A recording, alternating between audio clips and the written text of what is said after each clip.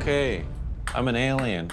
If you're making a sci-fi movie, you need to finish the special effects. Does that look good? And if you want to save by bundling home and car insurance, you need Geico. A colossal Saturday in the SEC starts in Columbia, Missouri, where the home team Tigers are feeling really good after back-to-back wins, ready to face a Kentucky Wildcats team desperate to get back to winning ways. You look at these two teams on paper, it's like seeing double, eerily similar numbers, which means this one has all the makings of a close, competitive game. No better way to start a huge day in the SEC as we welcome you to SEC football presented by Allstate. Hi, everybody. Alongside Dustin Fox, I'm Jay Alter. We'll be joined by Lauren Sisler in just a moment. Dustin, let's start with Kentucky. This is a Wildcats team. They come in battered and bruised after that game against Tennessee. How do they bounce back today? Well, that could have happened to anybody. They're facing the #1 team in the country. Will Levis had a really rough game. He said to us they want to burn that tape and get back on track today. And listen, it's going to be tough against this stingy Missouri defense. Look, not all interceptions are the same. Not every single one was on him last week, but when you're getting down in a ball game, you lose 44-6. Sometimes you just try to compete, you force throws, and that's what happened against the Volunteers last week. Battling injuries as well. Left shoulder still bothering him, a turf toe in his foot, and yet he says no excuses. I've got to play better. It's going to be tough to do because he's facing a Missouri defense that's been outstanding this season. Yeah, they really have. Blake Baker's done a terrific job with the Tigers defense. They talk about it every single day here at Missouri. This defense is nearly top 10 in every statistical category in the country, and they've got the havoc rule. 25% of their plays, they want to have a TFL, a sack, a takeaway, or a PBU. And Jay, last weekend in their victory over South Carolina, they were at 28%, and they've done that multiple times this season in their SEC wins. And all that success has resulted in some contract extensions here at Columbia. Even this morning, head coach Eli Drinkwitz, he gets a 2-year extension through 2027. This after defensive coordinator Blake Baker got an extension for 2 years on Thursday, Lauren. Yeah, and Blake Baker obviously only been here for a year, but Coach Drinkwitz said we got to lock it down. We got to prove to Blake Baker what we're about here at Mizzou and do everything we can and make the best situation to keep him. But these conversations happened long before this week. Coach Drinkwitz said he went to the administration when they were just 2-4 and said, we've got to make this a priority. We've got to help this defense as they continue to get their footing and continue to find this stability. He has so much belief in Baker and belief in this defense, and really this is the stability they've been looking for the last few years, and now they get it with their defensive coordinator and their head coach. 2 for 1, baby. Blake Baker's defense has held all 5 SEC opponents under 27 points. Georgia scored the most at 26. Now we've got a windy day here in Columbia, gusts blowing more than 20 miles per hour. Could be up to 40 over the course of this afternoon in Missouri. Kentucky won the toss, decided to defer, so the white and blue will kick it away. That was gorgeous here yesterday afternoon, Jay. The weather took a little bit of a turn overnight. Yeah, rained overnight. It's brought some cold weather. This is football weather in the SEC in November.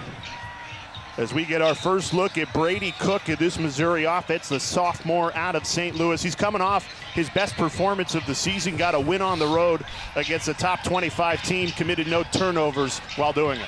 Well, and that's the key really for this offense. It's all about the turnovers. He's got to be better. You see the 7 interceptions on the season. He's a smart kid. He is developing, and they really like his moxie, but the turnovers, and he's got to be better in making decisions on 3rd down specifically.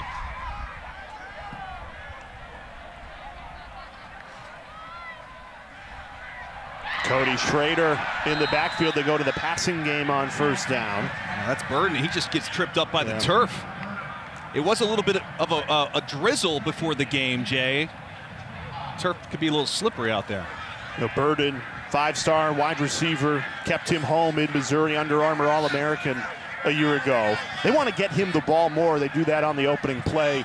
Nothing doing, though. This time they go to Schrader. That's a tackle for loss. Kentucky shot out of a cannon to start this game. Trevin Wallace forces a 3rd and long. Boy, Trevin Wallace is unblocked on this play, coming from the right side, just comes completely unblocked and makes the stop in the backfield for a TFL, forcing Mizzou into a 3rd and long early in the game. This is exactly what head coach and play caller Eli Drinkwitz is trying to avoid against a stout Kentucky defense. 3rd and long. Gonna have to get to the 35 to keep this drive alive. Cook under duress, got rid of it, jacked up in the backfield again. Keaton Wade laid the lumber on Cody Schrader. What a start to this game for Kentucky defensively.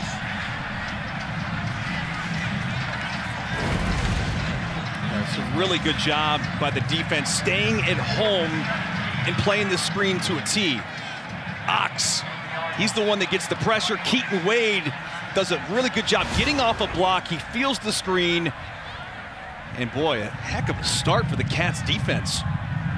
You know, and everybody after they gave up 44 to Tennessee forgot what a good defense this Kentucky team has. They're still 3rd in the SEC in defense. Flag on the punt. Tavion Robinson wrapped up at the 40 as we await our first penalty of the afternoon.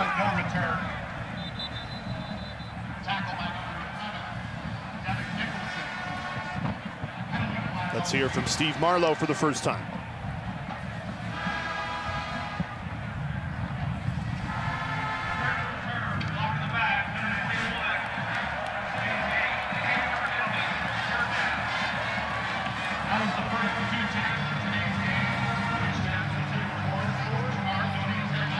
So here comes Will Levis of the Kentucky offense.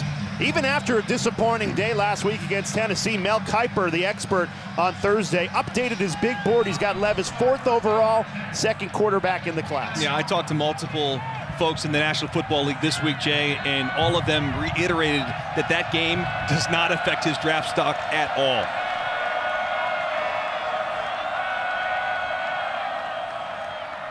Levis play action on 1st down, takes a shot, right on the money, it's caught.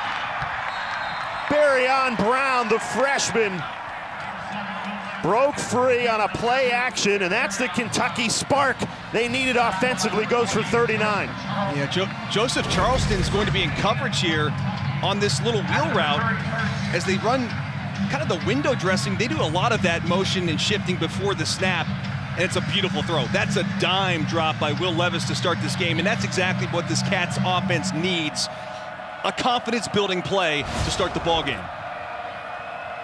Mel Kiper backed him up after the tough performance against Tennessee, and he delivers on his first throw of the game. Already into Mizzou territory. That one's incomplete.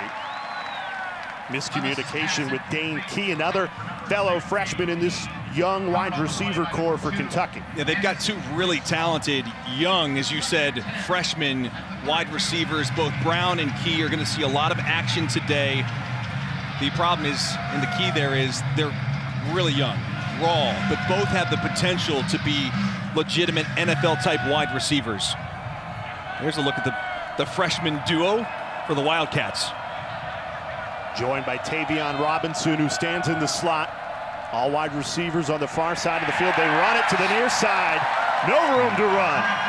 Chris Rodriguez's first carry of the game, loss of 1. Chad Bailey broke through to make the stop. Terrific recognition by Bailey. And we're talking about the habit. That's a TFL for Chad Bailey. And this Tigers defense coming from the backside. He feels it. 33. Back finally healthy now for the Mizzou defense. 3rd and 11, Levis under pressure, steps up, throws a strike for a 1st down. Great job navigating the pocket to move the sticks to the tight end, Jordan Dingle. Well, and that's kind of been an issue for the Kentucky Wildcats offense this season. It's been protection, right? And with the limited mobility of Levis, he's got to get rid of the football quick, but on this play, he looks like an NFL-type quarterback. Seriously, great footwork in the pocket, stepping up and delivering the football. Great catch by Dingle, too. Great concentration by Dingle. Mark Stoops really likes his tight ends, a great asset to this offense. Wildcats in the red zone on their first drive of the afternoon. Go to the ground game. Rodriguez turns the corner, gets to the 5, bounced out of bounds.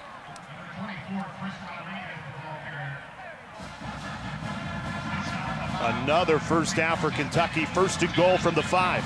Just a simple counter play where Tayshawn Manning, the right guard, is going to pull around, and you'll see Big 79. He's going to get the block and sort of lead the way here for Rodriguez for an easy first down run.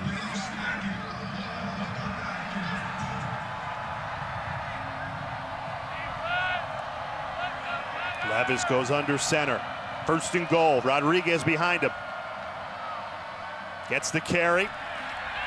Tried to keep pushing the pile, but ran into a black and gold wall. Christian Williams plugging the gap.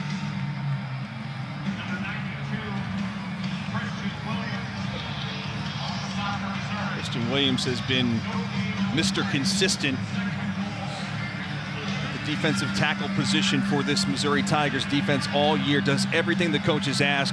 But really, this defensive line, the depth they've got, and really they've been healthy all year too. One of the best in the SEC. Big test for them here, trying to keep Kentucky out of the end zone. Levis surveys the field, down he goes! Missouri dials up a huge sack on 2nd and goal. George shot in there.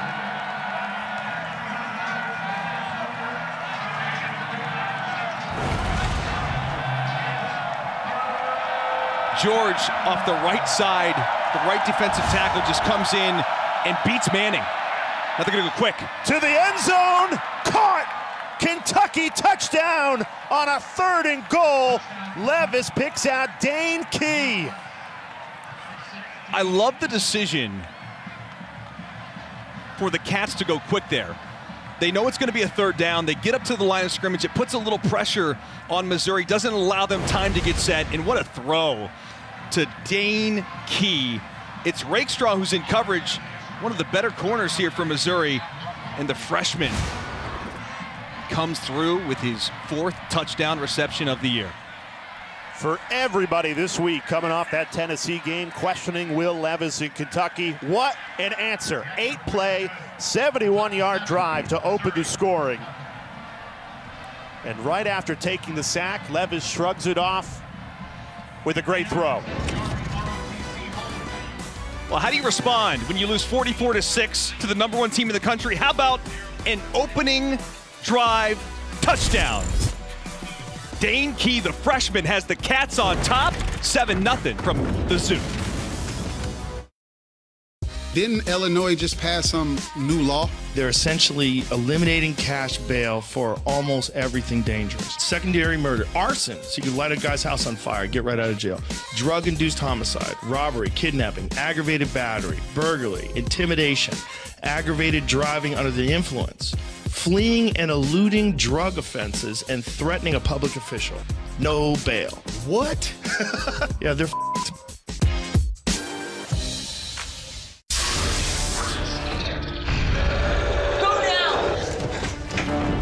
Okay, I'm an alien. If you're making a sci-fi movie, you need to finish the special effects. Does that look good? And if you want to save by bundling home and car insurance, you need Geico. An impressive start to this game for Kentucky. The defense forces a 3-and-out, and then Will Levis and the Wildcats offense take a 71-yard drive for a touchdown. Can't script it any better, Dustin. No, and listen, you can see why the NFL scouts love Will Levis. Obviously, his running ability is a big part of his game. He's limited with that turf toe. But boy, when you give him time, you can just see his accuracy and poise from the pocket. This is a Wildcats team that had a terrific start to the season. They were 4-0, up to number 7 in the poll. Highest ever ranking in program history. People thought they'd challenge Georgia in the SEC East, but instead they've lost 3 of 4, fallen out of the top 25 for the first time this season. Today was a pivotal game. What Kentucky team is going to show up today for Mark Stoops? And certainly early in this game, Dustin, the answer is defense forces a 3-and-out, and then offense goes down the field and scores a touchdown. Yeah, Will Levis is a resilient kid, and you can see he responded to start the game. Throwing on first down again, that time completed. Brady Cook to Luther Burden for a gain of 8. After the Missouri offense lost 7 on the opening drive. I think that's going to be the challenge here for this Missouri offense. Can you find a way to get the football in the hands of your playmakers? They've got 2 of the best wide receivers in the SEC with Lovett and Burden, both now healthy from a few weeks back. Empty set for Brady Cook.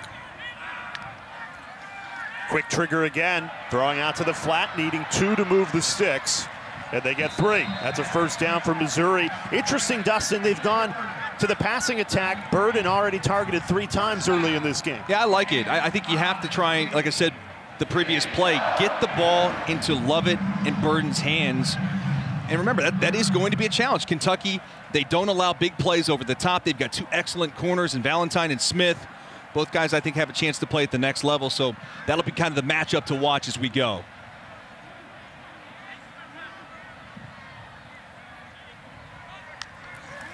High snap brought down, put into the belly of Schrader, burst of speed for a first down all the way to Kentucky territory, gain of 18.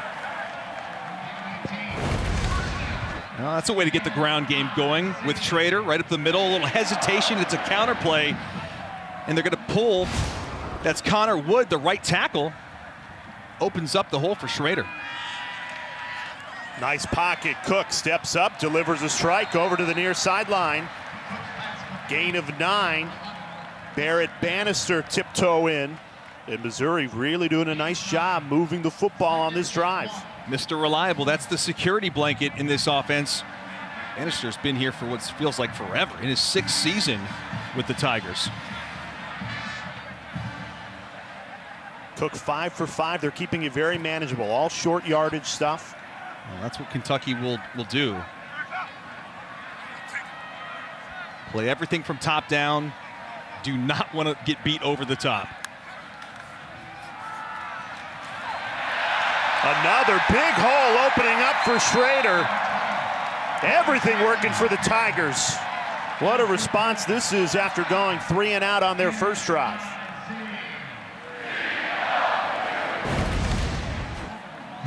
That's that outside zone blocking scheme that they love. Eli Drinkowitz says this is their bread and butter. When they get this going, their offense really gets humming, and there are 2 nice runs by Schrader on this drive, and the offensive line getting a little bit of a push. Moving the sticks again, but they'll be backed up for a false start here.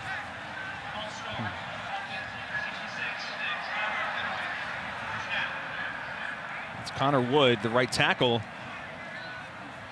Just had a nice block on that last Schrader run.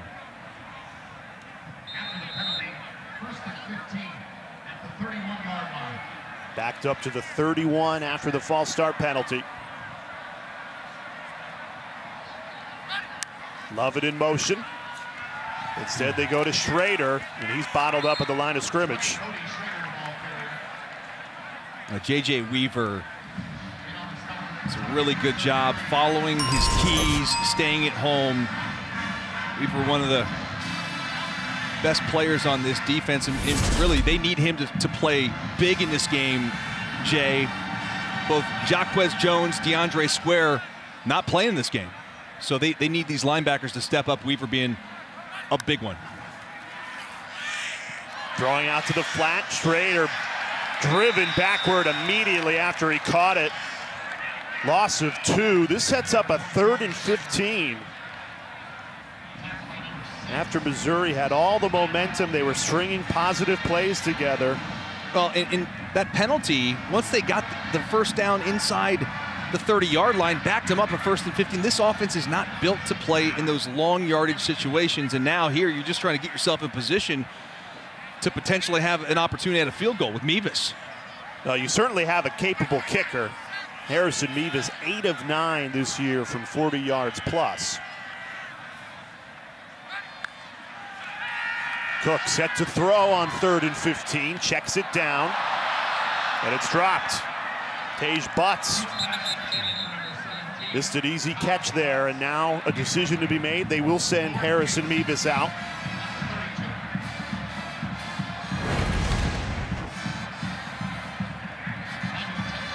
Yeah, they do a good job playing cover 2, covering everything up, forcing everything again, into the flat, and a little bit of trash talk there from Valentine after the play.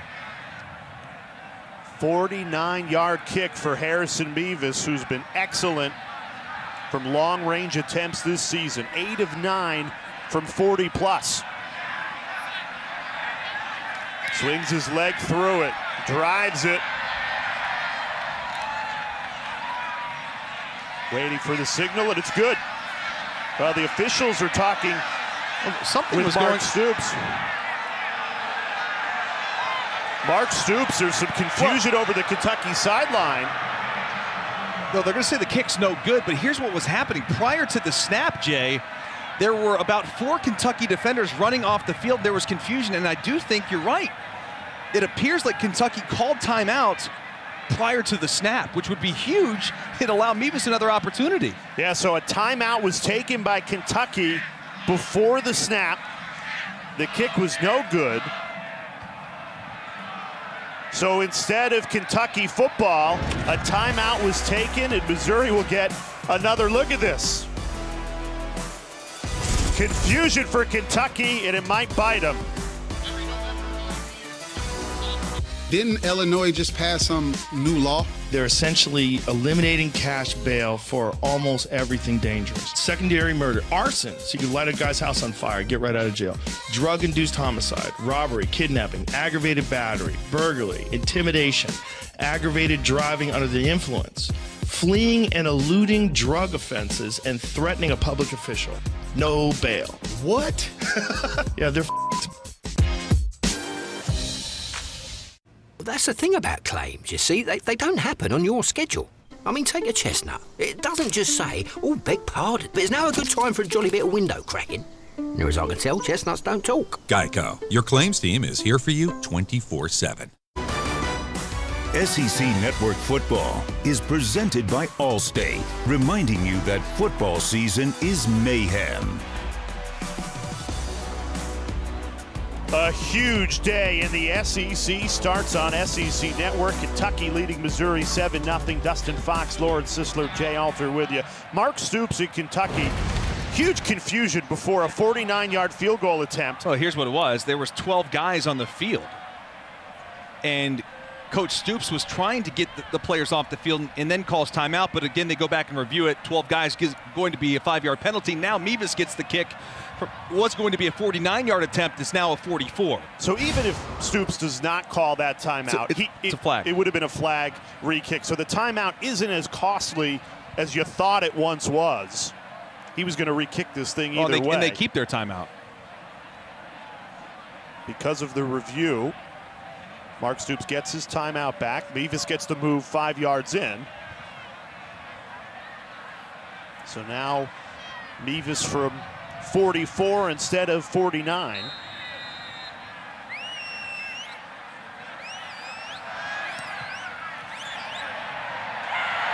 And it pays off. The extra 5 yards straight through, and Missouri's on the board. Yeah, that big sequence there could prove costly in a game where I think points could be at a premium. Mevis gets another opportunity, puts that one right through, and here's your thicker kicker. Yeah, been a busy week for Harrison Mevis. Decided to go to the United States Patent and Trademark Office and file some copyright for thicker kicker. I mean, he clocks in at 5'11", 243, and then Money Mevis. Now, he wasn't so money on the first attempt, but thanks to 12 men on the field, he was certainly money on that second one. And of course, he gets that nickname, Money Mevis, from Martez Manuel. I know Lauren was chatting with Mevis prior to the game and having some fun with him on the field.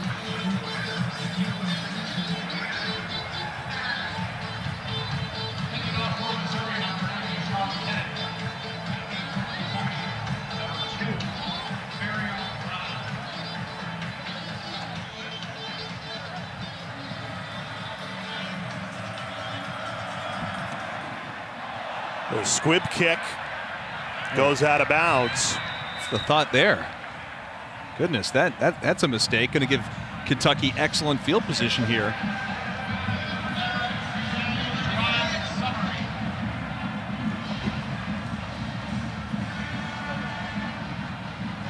Ball at the 40. Let's check in to the SEC studio. Free with kick out of Darinoka. bounds. Kicking team number 90. All right, guys, thank you much. Let's update what's going on with Florida and Texas A&M. Devon Achane finishing up A&M's first drive into the end zone. Aggies shorthanded, including quarterback Connor Wigman, the freshman. The flu going around, guys. Never good when the flu's costing you players in November. Costly losses of that Texas A&M Florida game. Will keep you updated. This is a big day in the SEC, Dustin. I mean, this is kind of your starter, if you will, here at noon. Then you go to the main course, this is your Georgia appetizer. and Tennessee, and then dessert, Alabama and LSU. I got to say, I'm a big appetizer guy, though, and I'm looking forward to this ball game. It's going to be a close one. I think both teams you talked about in the Open, Jay, mirror images of each other. 2nd and 6. Levis out to the flat. Room to run. Brown wrapped up. This will bring up 3rd and 3. And also on SEC Network, Liberty and Arkansas coming up after us. South Carolina, Vanderbilt, the nightcap. A November Saturday in the SEC. So many games you want to be dialed into today. Fired up here at the Zoo on a big 3rd down here. As Kentucky started this with great field position, this would be a big stop for the Tigers. Need to get the ball to the 45 to keep the play alive, and they do. Into Missouri territory, Jordan Dingle again. Levis has gone to the redshirt freshman twice on 3rd down to move the chains, and he's delivered. Well, you got a corner, Chris Abrams drain 14, matched up on Dingle. And he just runs a nice little out or an in cut about 10 yards, and the ball delivered on the money. This is a mismatch because you've got a bigger target on an undersized corner, 5'11", 178 pounds, going up against a 6'4", 240-pound tight end. Rodriguez on 1st down. He's stuffed. Both of these teams, Dustin, do a great job in run defense. They really do. I mean, you talk about, being top 10 against the rush and the pass. This Missouri defense, they're only giving up 114 yards on the ground, 195 through the air. Talked about it, Blake Baker doing a terrific job, earned that contract extension yesterday, and trying to create some stability here in Columbia. The backbone of this program right now in Missouri is the defense. Blake Baker's defense trying to get off the field. Easier said than done against Will Levis. Incomplete there. Tried to pick out Barry on Brown. Flag comes in.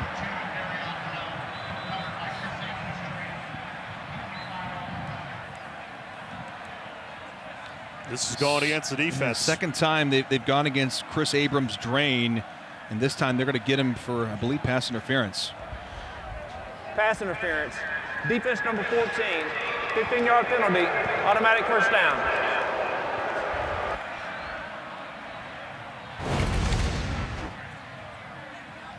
You see the hold. Drain right here. Just kind of a little bit of stutter step. Double move. And that little tug just enough to create the separation and cause the flag. You're a defensive back, so you're going to probably say there's never a good penalty, but that penalty saves a touchdown. He was beat. That's accurate. So keeps the drive alive, though, but you're right. Does save him 6 points. Cavassier Smoke, his first carry of the afternoon, goes for nothing.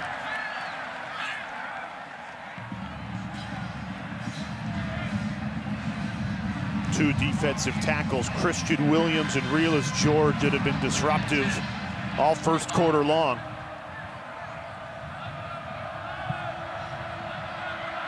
Levis on 2nd and 10, gets rid of it quickly, incomplete, bounced right in front of DeKel Crowdis. 3rd and 10 upcoming. And again, this is a situation where Will Levis, if he were healthy, you would be concerned about his ability to take off and run. That's not the case today. If I'm Missouri, I'm bringing that pressure. They always talk about the prowler package on third down, Jay. They're going to bring in 3 defensive line, 2 linebackers, go 6 DBs, and create a lot of confusion at the line of scrimmage.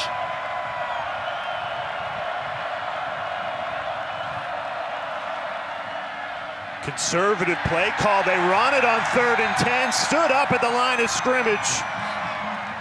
That's the second big stop on this play by Tyron Hopper, the linebacker, number 8.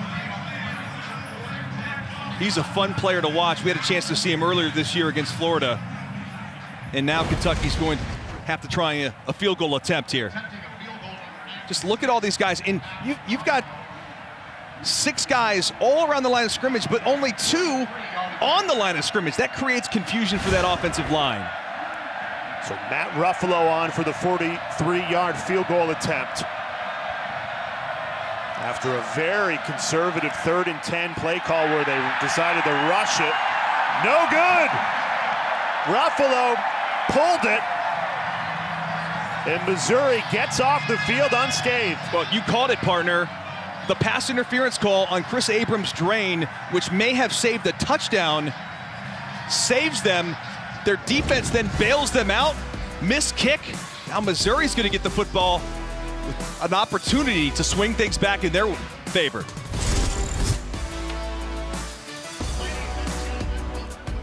That's the thing about claims, you see. They don't happen on your schedule. I mean, take a chestnut. It doesn't just say, oh, beg pardon, but it's now a good time for a jolly bit of window cracking. Near as I can tell, chestnuts don't talk. Geico, your claims team is here for you 24/7.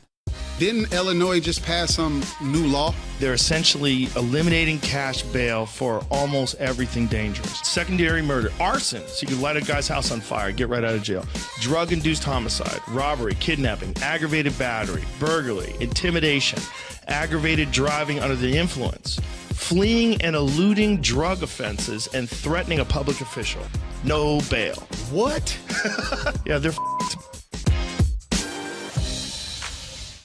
Cold day in Columbia, Missouri, and I don't think there's going to be much offense to heat these 2 teams up today. Dustin Fox, Lord Sisler, Jay Alter with you. The defense for both of these teams, the story early, Dustin, and now it's what offense is going to capitalize on the defense making stops. Great opportunity for Brady Cook after his defense got Kentucky off the field, a missed field goal. Luther Burden in the run game for the first time today, could not turn the corner, only gained 1. You can see the concerted effort to try and get the ball in the hands of Luther Burden on the outside, whether it be passes, swing passes, reverses. They just want to get him on the perimeter. And listen, give Kentucky a lot of credit so far. They've done a good job extending those plays to the outside and making stops. Cook running it for the first time today. Stopped at the 30, sets up a 3rd and manageable.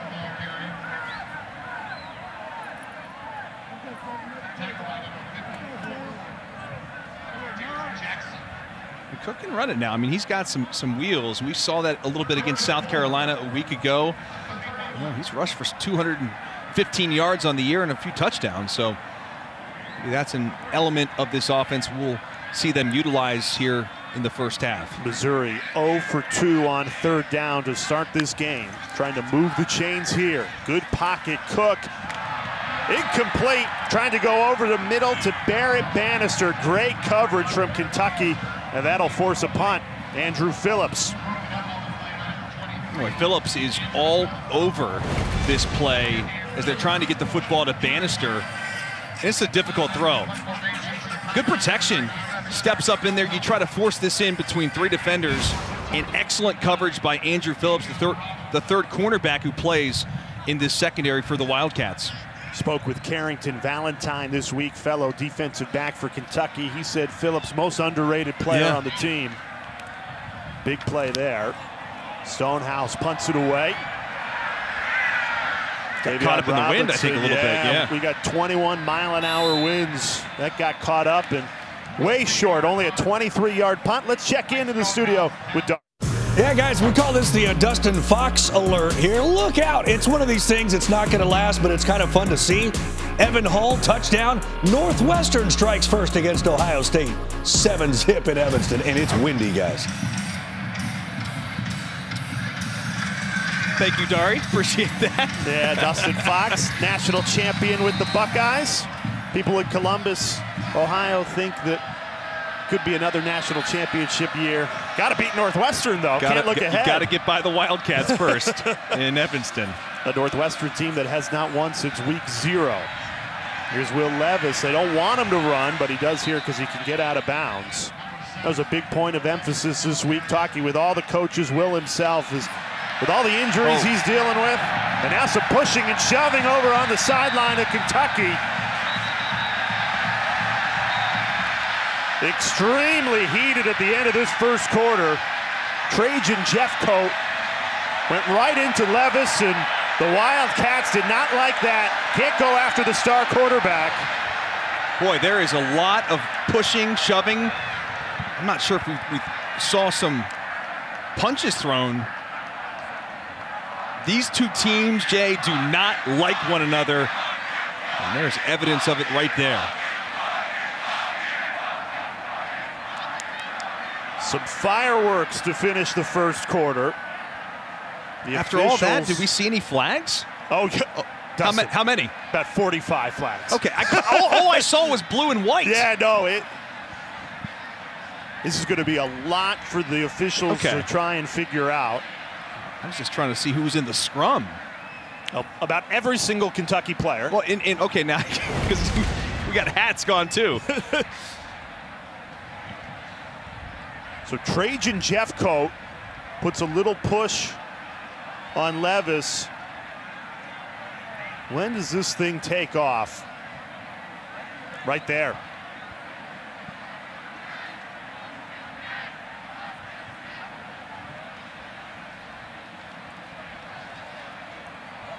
It's like it was 24 who comes in there. I don't think that was Rodriguez.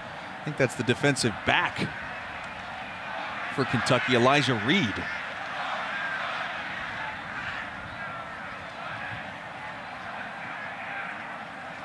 There's a lot to unpack there.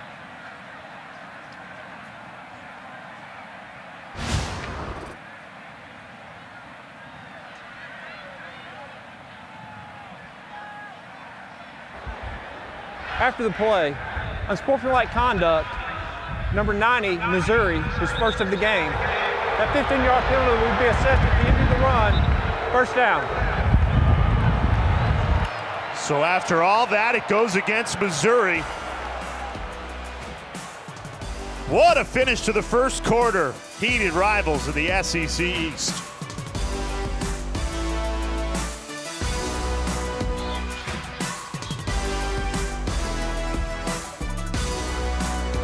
That's the thing about claims, you see. They don't happen on your schedule.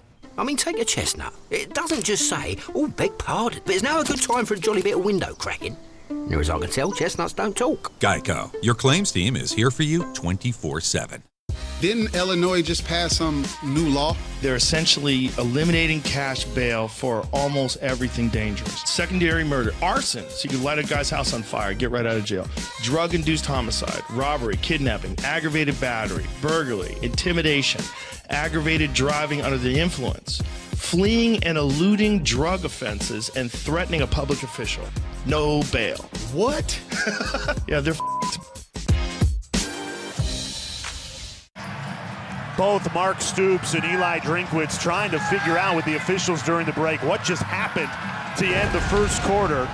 Look at number 90, Josh Landry. Everybody's pushing and shoving, but number 90 swings that arm, and that's going to force the officials. I don't know if it was a punch. No, he just moved the arm. It was more of just a like shoulder shove, but the official was right there, and Eli's like, you kidding me? Well, because there was a lot of people in that pile pushing and shoving, yet the only flag went against Landry, number 90. Puts Kentucky into Missouri territory to start this second quarter. Darius Robinson wraps up Chris Rodriguez. Let's check in with Lauren down on the sideline.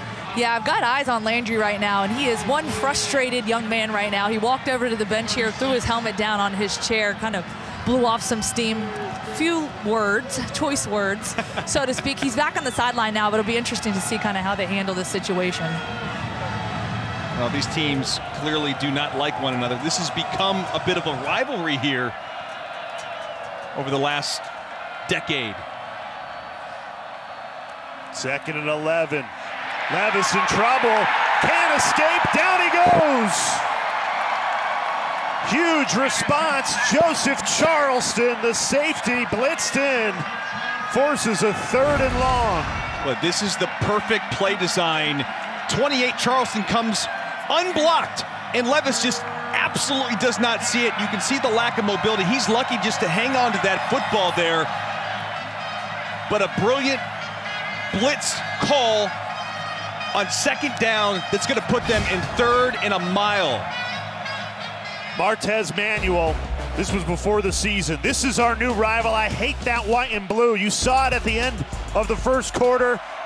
Penalty went against Missouri and the defense trying to respond. And they do! Back-to-back sacks!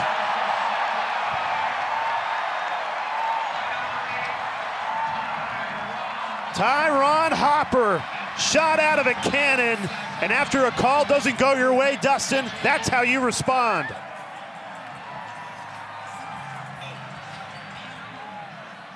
This was a really nice twist between Isaiah McGuire and Tyron Hopper, number 9, number 8. McGuire comes inside, Hopper goes around, he makes the sack, but really it was both players that led to that sack right there. That's 3rd sack that Will Levis has taken today. That takes a Kentucky bounce all the way inside the 5. So Missouri forced to start from their own 4-yard line as this game is heated up. We've already seen tempers flare at the end of the 1st quarter. Missouri fans love it. Their defense has delivered so far. That's half the fun of a new house, seeing what people left behind in the attic. Well, saving on homeowners insurance with Geico's help was pretty fun too. Well, enjoy your house. Nope. Geico. Didn't Illinois just pass some new law? They're essentially eliminating cash bail for almost everything dangerous. Secondary murder, arson, so you can light a guy's house on fire, get right out of jail. Drug-induced homicide, robbery, kidnapping, aggravated battery, burglary, intimidation, aggravated driving under the influence, fleeing and eluding drug offenses, and threatening a public official. No bail. What? Yeah, they're f***ed. Garinoka in studio. Let's update Florida A&M. A wild 1st quarter at Kyle Field. Anthony Richardson already had 1 touchdown run, and here takes off, goes for 60 more. 17-14 Gators. Just starting the 2nd, guys. So a shootout in the SEC there. Here it's all about the defense. Dustin Fox, Jay Alter with you. Missouri starts from their own 4-yard line. They go to the ground game. Cody Schrader pushing that pile. Check in with Lauren. Yeah, guys, I'll tell you what, Baker down here is a fiery guy. He's over here sitting with his defense, and he looked at them at the top of his lungs screaming, continue to take their confidence. Keep your foot on them. Keep them believing that they can't win this football game. I love to see it. He's fired up, man. There's no doubt. And we talked about that havoc rule, Lauren. The 25% havoc. You want to get TFLs. You want sacks, takeaways, PBUs. So far, they're on target. 19 plays have been havoc plays. Let's go, Northwest. Offense doing a really nice job just grinding it out, moving the sticks with Schrader. Well, that's not good. We're talking about the Missouri defense. That's not Baker, going those havoc stats you were just talking it's about. Like windier than crap. Yeah, I mean, it doesn't get much better than that. Total plays, 19, and 7 of them have been havoc. Yeah, pretty impressive so far. If you do that, you're going to give yourself a chance to win the ball game. The other problem here is, though, Kentucky's defense is playing excellent football as well. It's still the 3rd defense in the SEC in terms of scoring defense, even after allowing 44 last week against Tennessee. You said it earlier, Dustin, points are going to be at a premium. We've already seen tempers flare. Obviously, this is a huge divisional rivalry game for these teams. It's really been one-sided. Kentucky's won 6 out of the last 7 meetings. You can just get the sense this means a lot to this Missouri team. Oh, it does. And that last penalty on that sideline over there, I think that inspired the defense to come out on that next possession for those 3 havoc plays to get the football back for their offense. And Kentucky at the Missouri 35 and had to punt it away from their own territory after back-to-back sacks. Now if you're Missouri, it's how do you capitalize on that? You have some momentum. Can your offense go 96 yards, take a lot of clock, and really shift the game in your direction? It all starts with converting a 3rd and 4 here.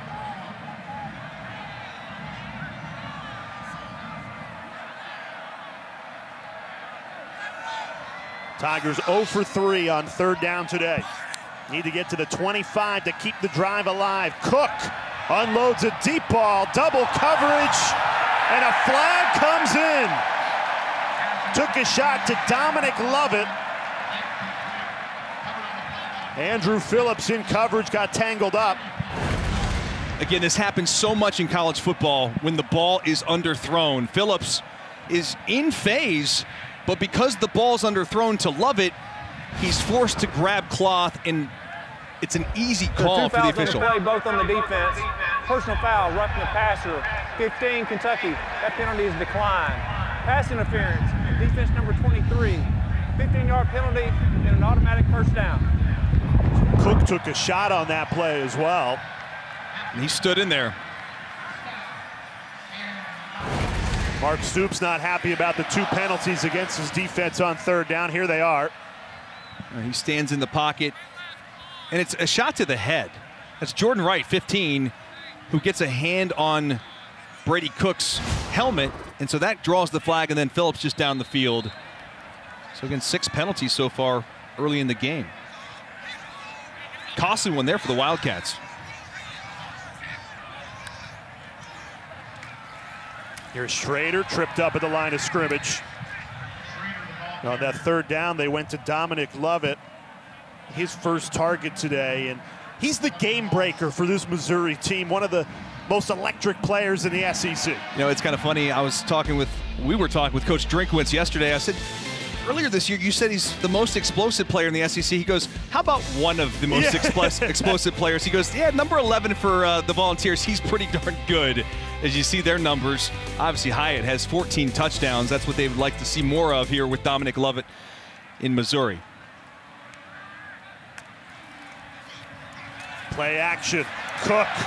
Pressure coming. He decides to step up, tuck and run, slides at the 40. And this will be a 3rd and 6.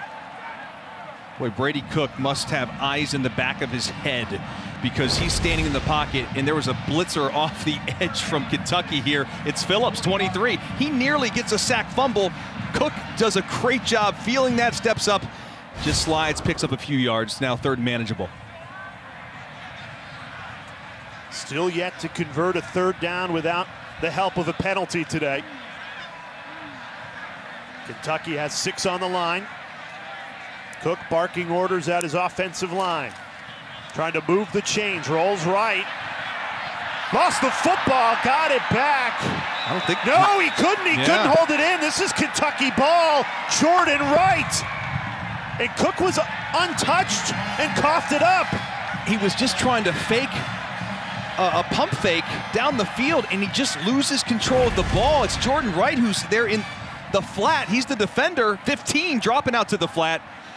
And Cook doesn't know whether to run or does the pump fake. He just loses the ball, and Wright ends up with it. How about that? It bounced right into Wright's chest. You'd say he was in the right spot there, huh, Jay? Wow. Yeah, and for Took Cook. a funny bounce right into his lap. And now, again, this is a game where field position matters so much. Kentucky starting here in Missouri territory. Best field position of the day for Will Levis in this Wildcats offense. Pulls it out of Rodriguez, slings it over the middle. Great catch. Josh Caddis, the freshman tight end. That'll move the chains. Well, it's one of those RPOs where you have to make a decision, and Will Levis makes the right one. Somehow he's able to pull that out of the mesh point and deliver it, and he knows his tight end's going to get hit. Levis so far in the day already more yards than he had a week ago. No interceptions as well, just a touchdown. Looking for another here. Great opportunity to cash in after the turnover. They go to Rodriguez, blown up, loss of 1. DJ Coleman was not fooled.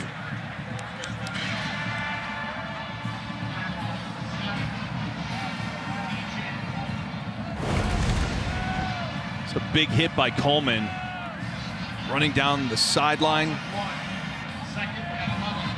That's a big man. 6'5", 263 is DJ Coleman, the transfer out of Jacksonville State. He had a big game last week against South Carolina. 2 TFLs and a sack.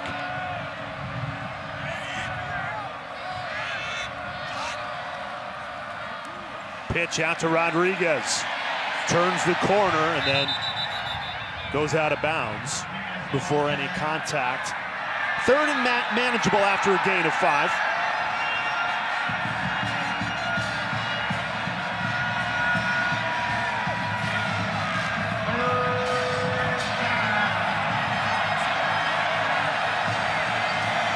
Missouri's defense has done a great job getting off the field in critical points. Another test here on a 3rd and 7. Levis throws, batted, incomplete. Excellent coverage. And Missouri forces a 4th and 7. Chris Abrams-Drain, number 14, who was picked on a little bit earlier in the first quarter. You see 14 does a good job. This ball is thrown a little bit behind the receiver, and it's tipped up in the air by Abrams-Drain, working against Robinson.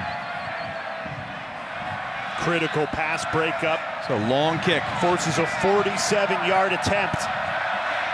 Ruffalo's already missed one today. Can redeem himself here from 47. Doesn't have enough, no good. He missed from 43 earlier. He misses from 47 now. Kentucky's left 6 points on the board with missed field goals. And Missouri still in this game. This defense, they'll bend, they won't break. Tigers football when we come back. Didn't Illinois just pass some new law? They're essentially eliminating cash bail for almost everything dangerous. Secondary murder, arson, so you can light a guy's house on fire, get right out of jail. Drug-induced homicide, robbery, kidnapping, aggravated battery, burglary, intimidation, aggravated driving under the influence, fleeing and eluding drug offenses, and threatening a public official. No bail. What? Yeah, they're f***ed.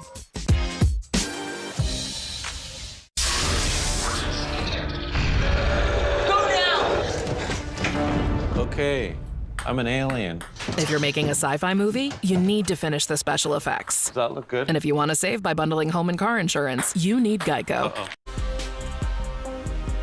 What a day in the SEC, Sanford Stadium, Athens, Georgia. They hosted SEC Nation. They hosted College Game Day. You know they're going to be ready to rock between the hedges with the #1 team in the country coming into town. 2 top 10 matchups in the SEC today. Tennessee against the reigning champions, Georgia. It just means more, Dustin. It does. It's going to be a heck of a matchup. Cannot wait to get in front of a TV after this ball game at Shakespeare's in Columbia. Yeah, looking forward to some pizza. Yeah. I'll tell you what, I think there's going to be more scoring in that game than we've seen today. Points at a premium. Missouri's defense has done a great job forcing 2 long field goals. Kentucky's missed them both. Dustin, I'll put you on the spot. Who do you like today, Georgia or Tennessee? I like Georgia at home. And they're more than a touchdown favorite, I believe, in that game, which is a little bit surprising. I think it'll be a close game, but I'll take the dogs. E.J. Domookar is down on the field, the right guard, sophomore out of Allen, Texas. They ran it right behind him, and he stays down, being attended to by the medical staff. We'll step away midway through the second quarter. Didn't Illinois just pass some new law? They're essentially eliminating cash bail for almost everything dangerous. Secondary murder, arson, so you can light a guy's house on fire, get right out of jail.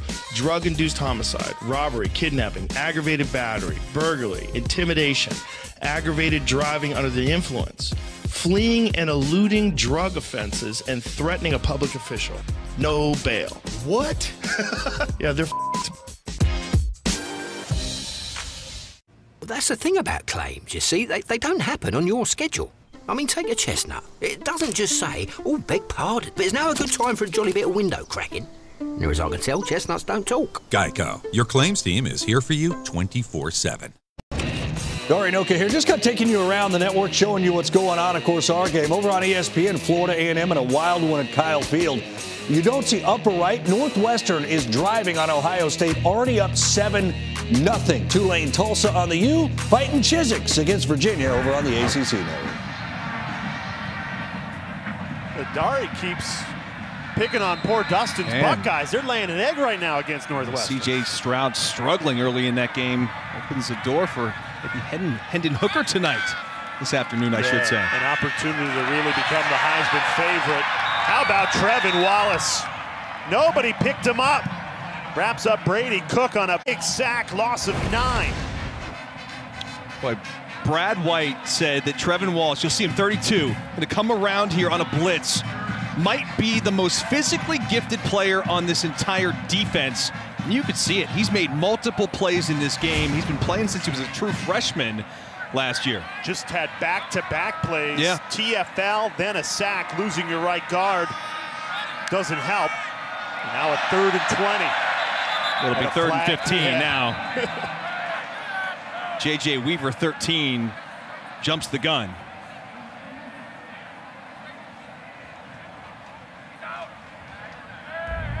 Offside. Defense number 13 in the neutral zone, causing the offense to react. 5-yard penalty, 3rd down. Mentioned Missouri without their right guard, E.J. Domo-Ogar. Went to break with him down. You see no weight being put on that left foot. He's now back in the locker room getting attended to. So a weakened right side of that offensive line. 3rd and 15. Another offside penalty. Again. Jordan Wright this time. And Missouri, it was a 3rd and 20, now it's a 3rd and 10. Offside. Defense number 15 in the neutral zone, causing the offense to react. 5-yard penalty, 3rd down. Mark Stoops has been angry all afternoon. That won't help. He's not a happy camper. They just had them backed up. They give back all of the yardage lost on those TFLs. Goodness. And now maybe an opportunity here for Brady Cook in this Missouri offense. 5 penalties, 2 missed field goals. Missouri's only 3 points came because of a Missouri penalty as well. 3rd and 10, Cook goes short. He'll be wrapped up. About 4 yards shy of that 1st down marker. Trevin Wallace again on the tackle. He's made every stop on this drive for Kentucky's defense. And this guy is something special. Sophomore out of Georgia. He was a high school running back, a really good one. I said he's a freak athlete. He was a high school long jumper too, almost 24 feet. Earlier this game, Jack Stonehouse had to kick into the wind. Now he's got the wind at his back. He sends a booming punt. Bounces at the 11, out of bounds. Tavion Robinson just watched it. 53-yard punt. Kentucky and Will Levis with the ball backed up when we come back. Welcome to the neighborhood. Now, did you know that Geico could help with your homeowner's insurance? Cookies. Oh, it's my mum's secret recipe. Throw a little nutmeg in there? It's a secret. Is it cinnamon? It's my mum's secret recipe. Geico. Didn't Illinois just pass some new law? They're essentially eliminating cash bail for almost everything dangerous. Secondary murder, arson, so you can light a guy's house on fire, get right out of jail. Drug-induced homicide, robbery, kidnapping, aggravated battery, burglary, intimidation, aggravated driving under the influence, fleeing and eluding drug offenses, and threatening a public official. No bail. What? Yeah, they're Come in, the Farmer Halftime Report coming up. We will get you all ready for the two massive games, of course. Georgia hosting Tennessee, LSU hosting Alabama. 7-3, a lot of defense being played. You got to like this. I love this game. This is perfect for my eyes. At least Will Levis is close to breaking the yardage that he did not get last week. Wow. He's close to 100 yards. Ouch. All right, see you shortly. If you love defense, this is the game for you. Dustin Fox, Jay Alter with you. Will Levis started this game with a touchdown drive, 71-yard drive. Since then, he's been shut out. Overthrows Tavion Robinson there. As Takeo mentioned there, Levis approaching what he had last week against Tennessee for just 98 yards last week and 3 interceptions, of course. And this is a defensive struggle. We thought this game was going to be like this, man. It is as advertised. Both defenses are legit.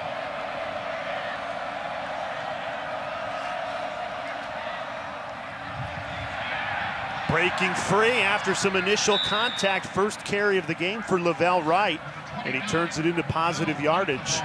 Before that run, Kentucky had -1 rush yard. They get 6 there to set up a 3rd and 5. Quick tempo.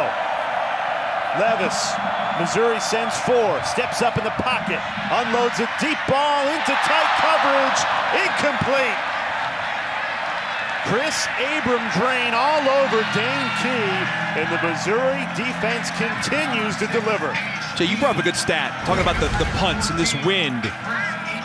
Obviously, you're going to see great coverage here by Chris Abrams' drain on the outside. Nearly comes up with the interception.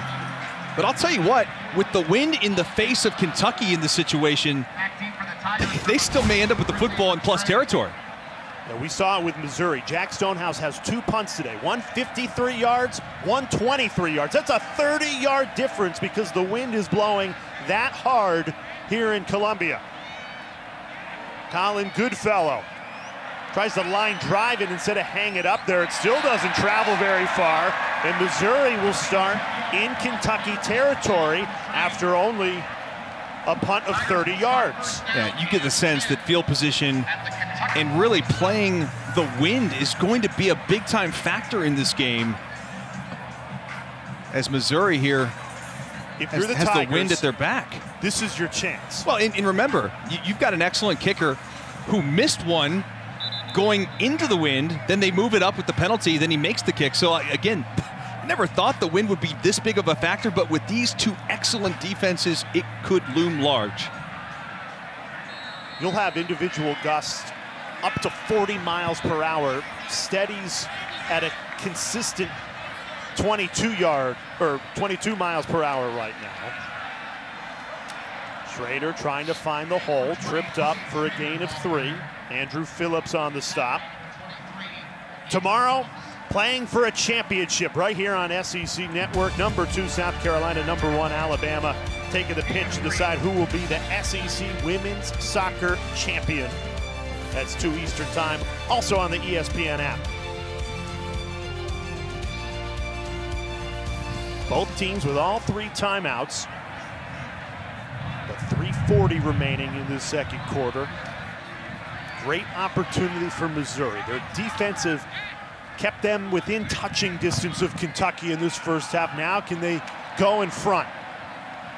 Schrader, the ball 3rd and 2 upcoming. They go to Schrader again, back-to-back carries and back-to-back tackles by Andrew Phillips. Yeah, just grinding out this clock here at the end of the first half, keeping it on the ground. I think you've got a couple plays here to get this first down. Yeah, the analytics would say go for it. Yeah, 0 of 5 so far in this game for Missouri, but a lot of those have been 3rd and long.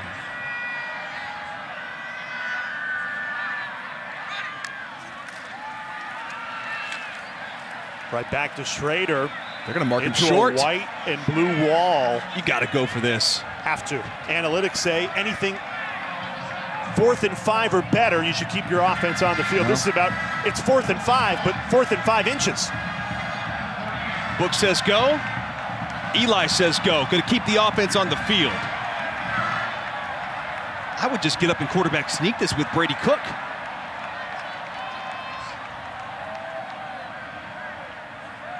Officials allow time for substitution.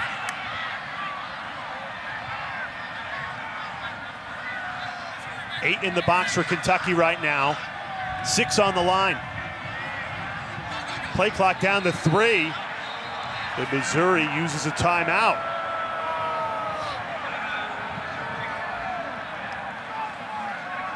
They'd put in Tyler Macon at quarterback, the redshirt freshman.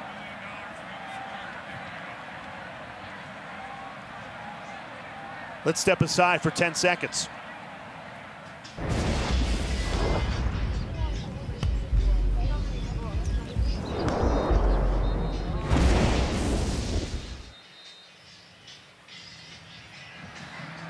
Seemed to be some confusion over on the Missouri sideline, 4th and half a yard. And usually if you're an offensive player, wouldn't you just want to snap it quickly, get the defense unsettled? Instead, now the defense is time to really set up. Well, and look, now they're going to put Brady Cook under center. I think this is clearly a quarterback sneak. Should have done it from the beginning, though. Absolutely.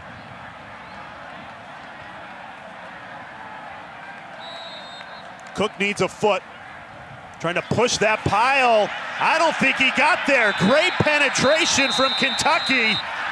Turnover on downs. Jordan Wright pulled Cook back. All he needed to do was get half a yard.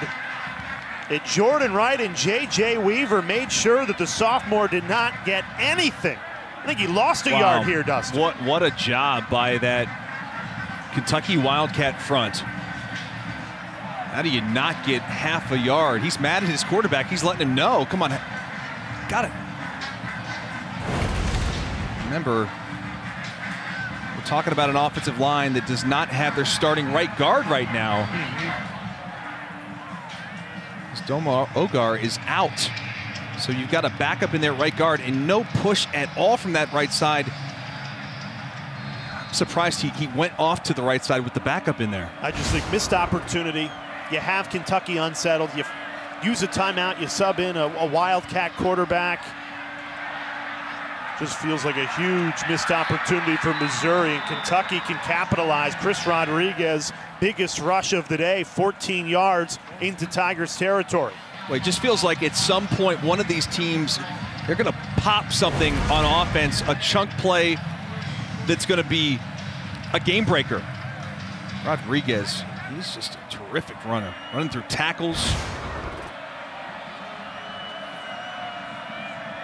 Kentucky has all 3 timeouts. A little more than 1:30 left in this first half. Rodriguez again, that time can't break free.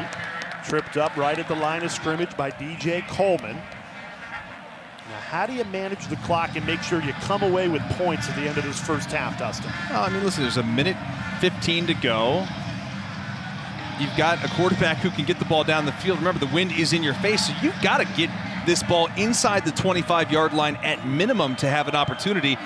And by the way, you may go to your other kicker because you're talking about your starting kickers missed 2 already. Matt Ruffalo 0 for 2, both from 40+. Levis in trouble, down he goes. 4th sack of the afternoon for this Missouri defense. This one belongs to DJ Coleman and a timeout call. Yeah, I like this decision to call timeout, put some pressure on this Kentucky offense. Boy, DJ Coleman is just a monster on this defense, forcing the pressure from the edge. And Darius Robinson finishes it off. Robinson just kind of hesitates on that rush. And as the pressure comes from the outside by Coleman, man. And again, the lack of mobility by Will Levis, you can see it. There's just nothing he can really do. He can't plan off that foot.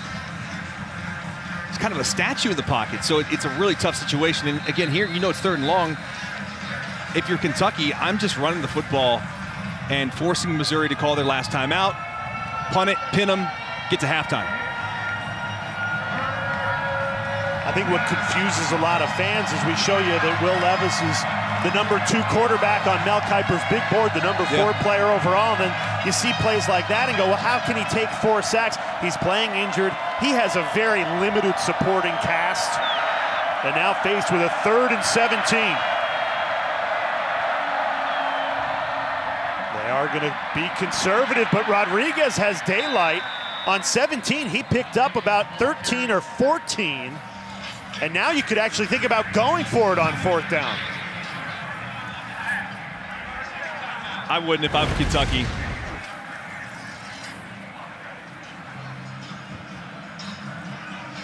So what, Dustin, you predicted this, a conservative play call on 3rd and 17 ends up with a decision to be made, 4th and 4 upcoming. Missouri is out of timeouts. What does the book say? It's right in that gray area where you could go for this, but I think you also have to consider the book isn't always watching the game, watching it unfold, right? This is a defensive struggle. It's a field position type of game. It's an old school battle. I think Kentucky needs to punt this ball, pin them. Mizzou has no timeouts left. Get this thing to halftime. Mark Stoops' team really good on 4th down, though. Top 20 in FBS football, going for it on 4th down. They decide not to.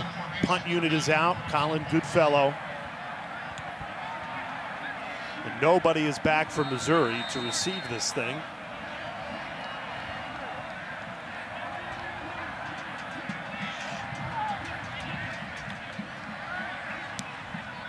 Goodfellow trying to pin Missouri within their own 5. It bounces back, and he'll have to settle for the 6. Still a really good punt for Colin Goodfellow. And Missouri gonna have to go 94 yards in 36 seconds. Let's take a look at today's All-State Mayhem moments. Missouri's defense causing him, Dustin. Yeah, Will Levis has had a struggle against this Tigers defense. They have wreaked havoc all afternoon. Obviously, Levis is limited. We've talked about that with mobility. 3 TFLs, 4 sacks, a couple pass breakups, and they're content just to take a knee here.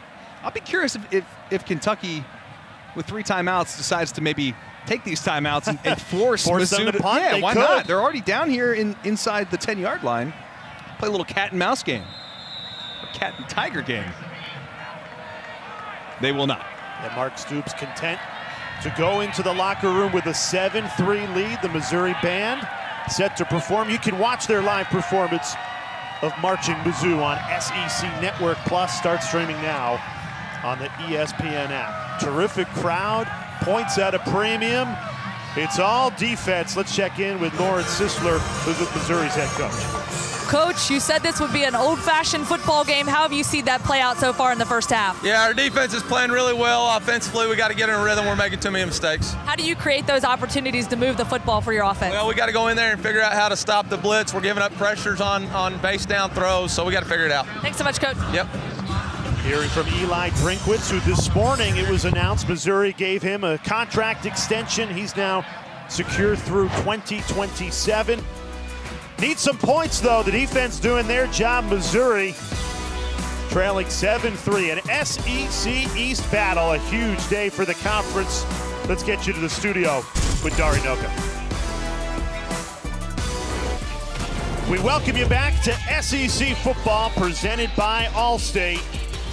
A loaded day, huge day in the SEC, and it started with defense. Kentucky, a 7-3 lead over Missouri at halftime. Dustin Fox, Jay Alter with you. Points are at a premium. It's all about defense. Both teams a shutout in the second quarter. What's going to happen moving forward? Man, I love defense. I play defense. This is my type of game, and it's as advertised. Both of these teams defensively have shut down offenses. It started out, though, with a nice drive by Kentucky's offense in Will Levis. They go right down the field, and Dane Key comes up with this touchdown reception from Levis, and you're thinking, okay, maybe they're going to respond after losing to Tennessee a week ago, and then, boy, both defenses just stepped up play after play after play.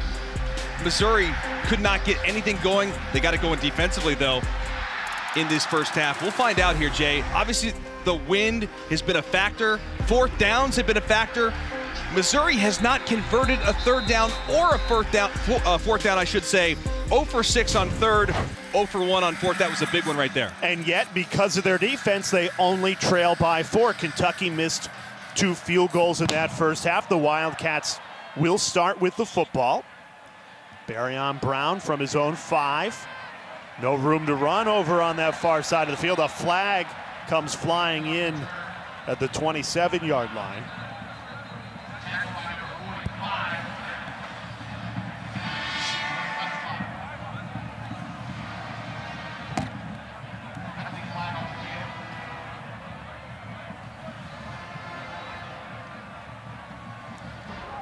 During the return, holding, number 21, receiving team. Penalties half the distance to the goal, first down. Talking a lot about this Missouri defense, Dustin. Let's take a look at how every detail counts, brought to you by Pfizer. Well, we talk a lot about that havoc on defense. They want to get 25% of their total plays to be havoc plays, right? TFL, sacks, takeaways, PBU. Out of the total plays, 9 of those out of 30 have been havoc.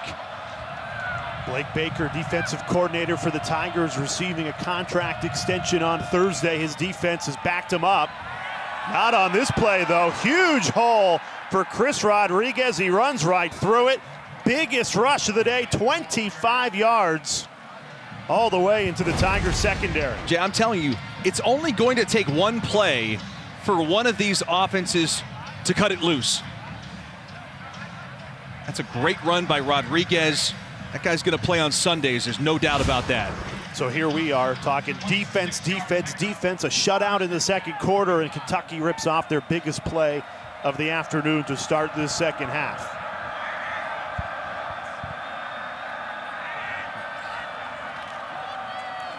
Right back to Rodriguez, this time running left. No hole open for him, only goes for 3. And what a challenge it is for Rich Scangarello, offensive coordinator for Kentucky, to call an offense when you have such a talented quarterback in Will Levis, but he's not 100%, battling through a turf toe. His left shoulder is hindered. They've taken all the quarterback runs out of the playbook, and you can tell this offense is struggling with Levis not at full go. Yeah, and we talked with Rich Scangarello this week, and he told us it's almost been like a tale of 2 seasons because of the injury to Will Levis. Let's check in with Lauren down on the sideline. Hey guys, yeah, talking to Coach Stoops coming out of the locker room, he knew this was going to be a tough-fought game, and it's been just that coming out. He said, we've really got to find a way to protect our quarterback. That's been the biggest key for them offensively. He says we've got to find more balance, and we've got to capitalize. Wasn't able to get those field goals. He said that's big, but we've got to come out here. It's a tough game, and we've got to empty the tank here in the second half. Start, offense, number 77, 5-yard penalty, third down. No, Mark Stoops won't like that. No, he's been shaking his head all day at some of these penalties, and that's going to be huge for this Missouri defense, because now you're forcing Kentucky into a passing situation, and this is where Missouri can go with their prowler package. That 3 defensive linemen, 2 linebacker, 6 DB package where they create confusion at the line of scrimmage and can bring pressure from any direction. Kentucky started the game 3 for 3 on third down. Since then, 0 of their last 5.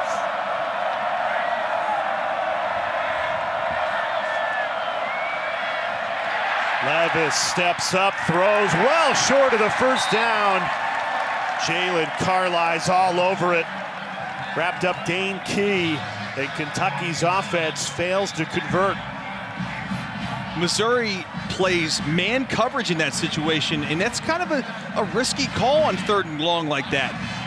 A great job by Carli's running across the formation, staying in phase, makes the stop. Now the wind again in the face of Kentucky here on this punt. Colin Goodfellow punting into the wind.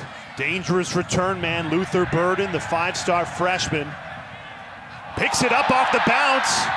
Well, he called for a fair catch, so he can't advance it, even though he wanted to and probably would have ran for about 20 yards.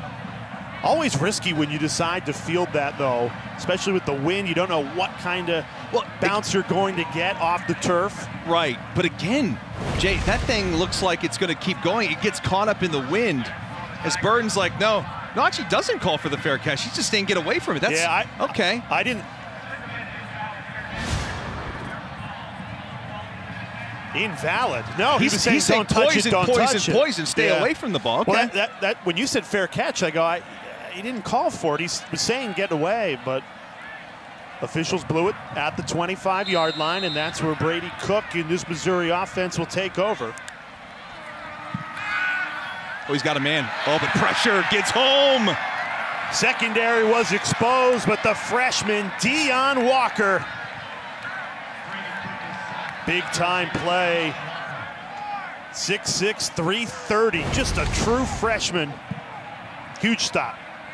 You see number 0 in the middle, working here against Connor Tollison, the center. And 52, Justin Rogers as well gets in there. Brady had an open receiver, just not enough time. And I think it's going to be a false start on 52, Justin Rogers. He's going to jump. And it's going to give him 5 yards back. Offside, defense number 52. In the neutral zone with contact. 5-yard penalty. Second down. It's worth mentioning this Missouri offensive line continues to struggle without their starting right guard. E.J. Doma Ogar is out. Mitchell Walters is in. They've had all sorts of problems on the right side of that offensive line. 2nd and 11. Trying to get Lovett involved. He's been so quiet today. And that's a tackle for loss. Backed up. Tried to turn the corner and just completely stuffed by Trevin Wallace, who's been terrific today for Kentucky. I'm so impressed with Brad White's defense, and certainly Wallace does a great job there. Everybody on a defense like this, when you stay in your gap, you play with leverage, and you force things back inside, good things happen. That's a great job. And also Andrew Phillips, the corner, set the edge. Missouri 0 for 6 on 3rd down. Big reason why. It's been 3rd and long. Another one here. 3rd and 14. Cook hits the check down. Bannister breaks a tackle, but still short of the line to gain. Only got to the 31, needed to get to the 35, and that'll bring up another Missouri punt.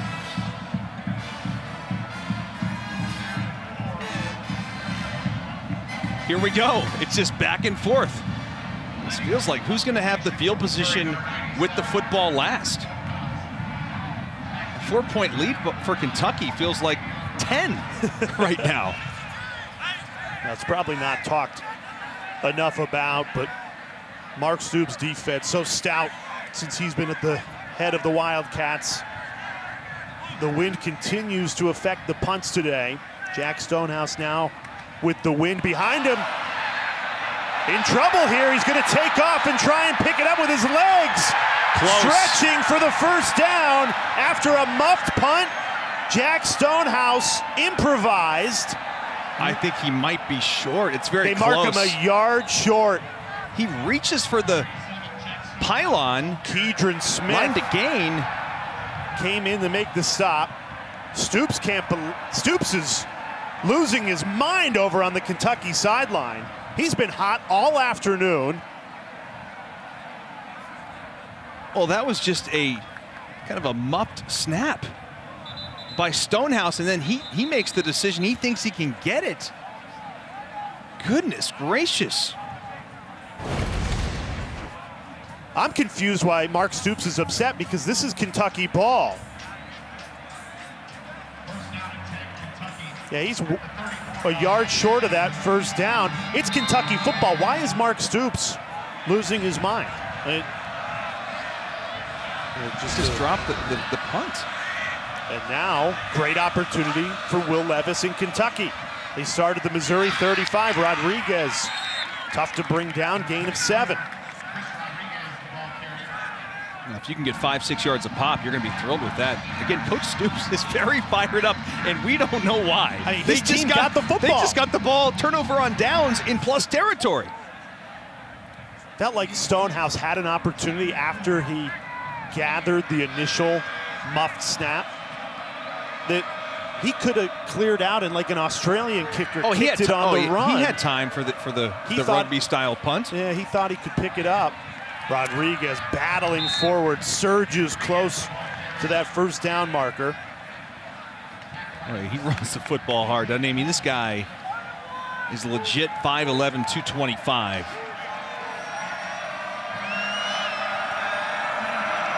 Third and about 6 inches. Just give the football to 24.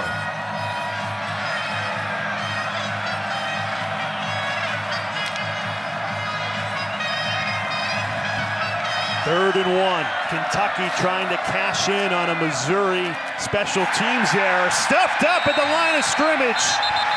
Did Rodriguez gain a yard? I don't think he did. Isaiah McGuire with a huge third down stop. Well, McGuire's the one that finishes him off, but give credit to that entire front because they got low, they got the pressure and push. They're going to move the chains, though. My goodness, I thought that he was replay, surely short of the line to gain. Looking at that replay, it looked like Missouri stopped him short. Take another look. I thought he was short.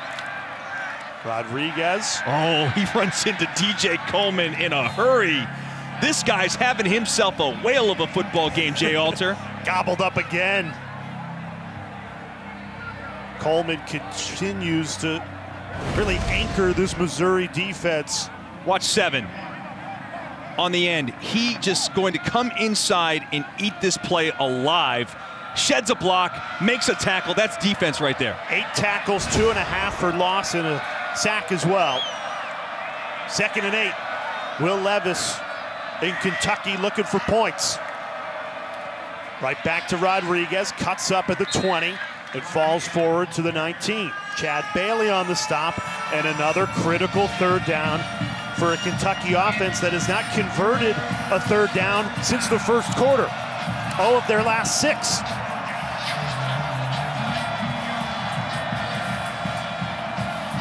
Will Kentucky put the football in the air?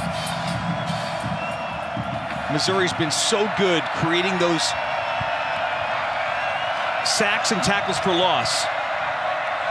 5 straight runs on this drive. Levis this time does go to the air, throws, it's caught inside the 5, dragging all the way to the 1.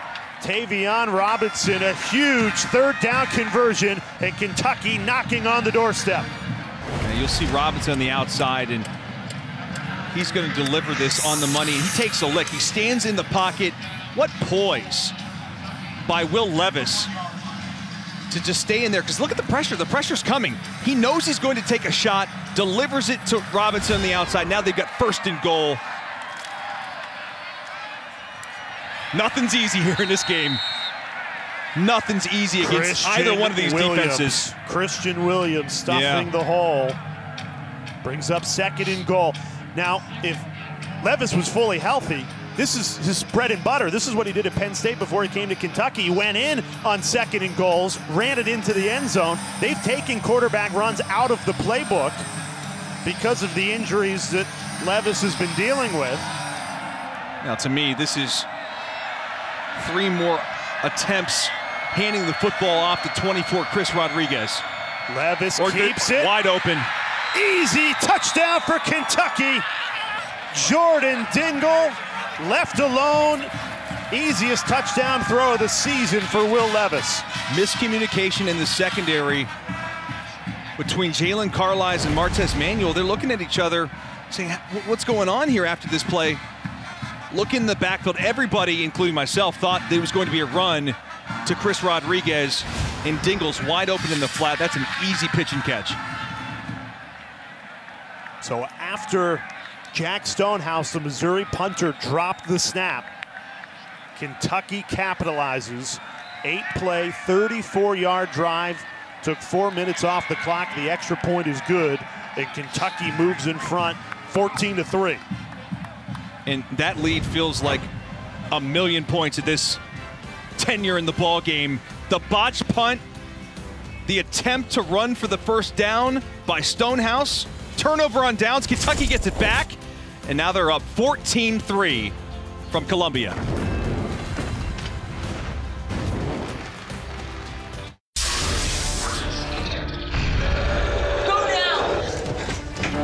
Okay, I'm an alien.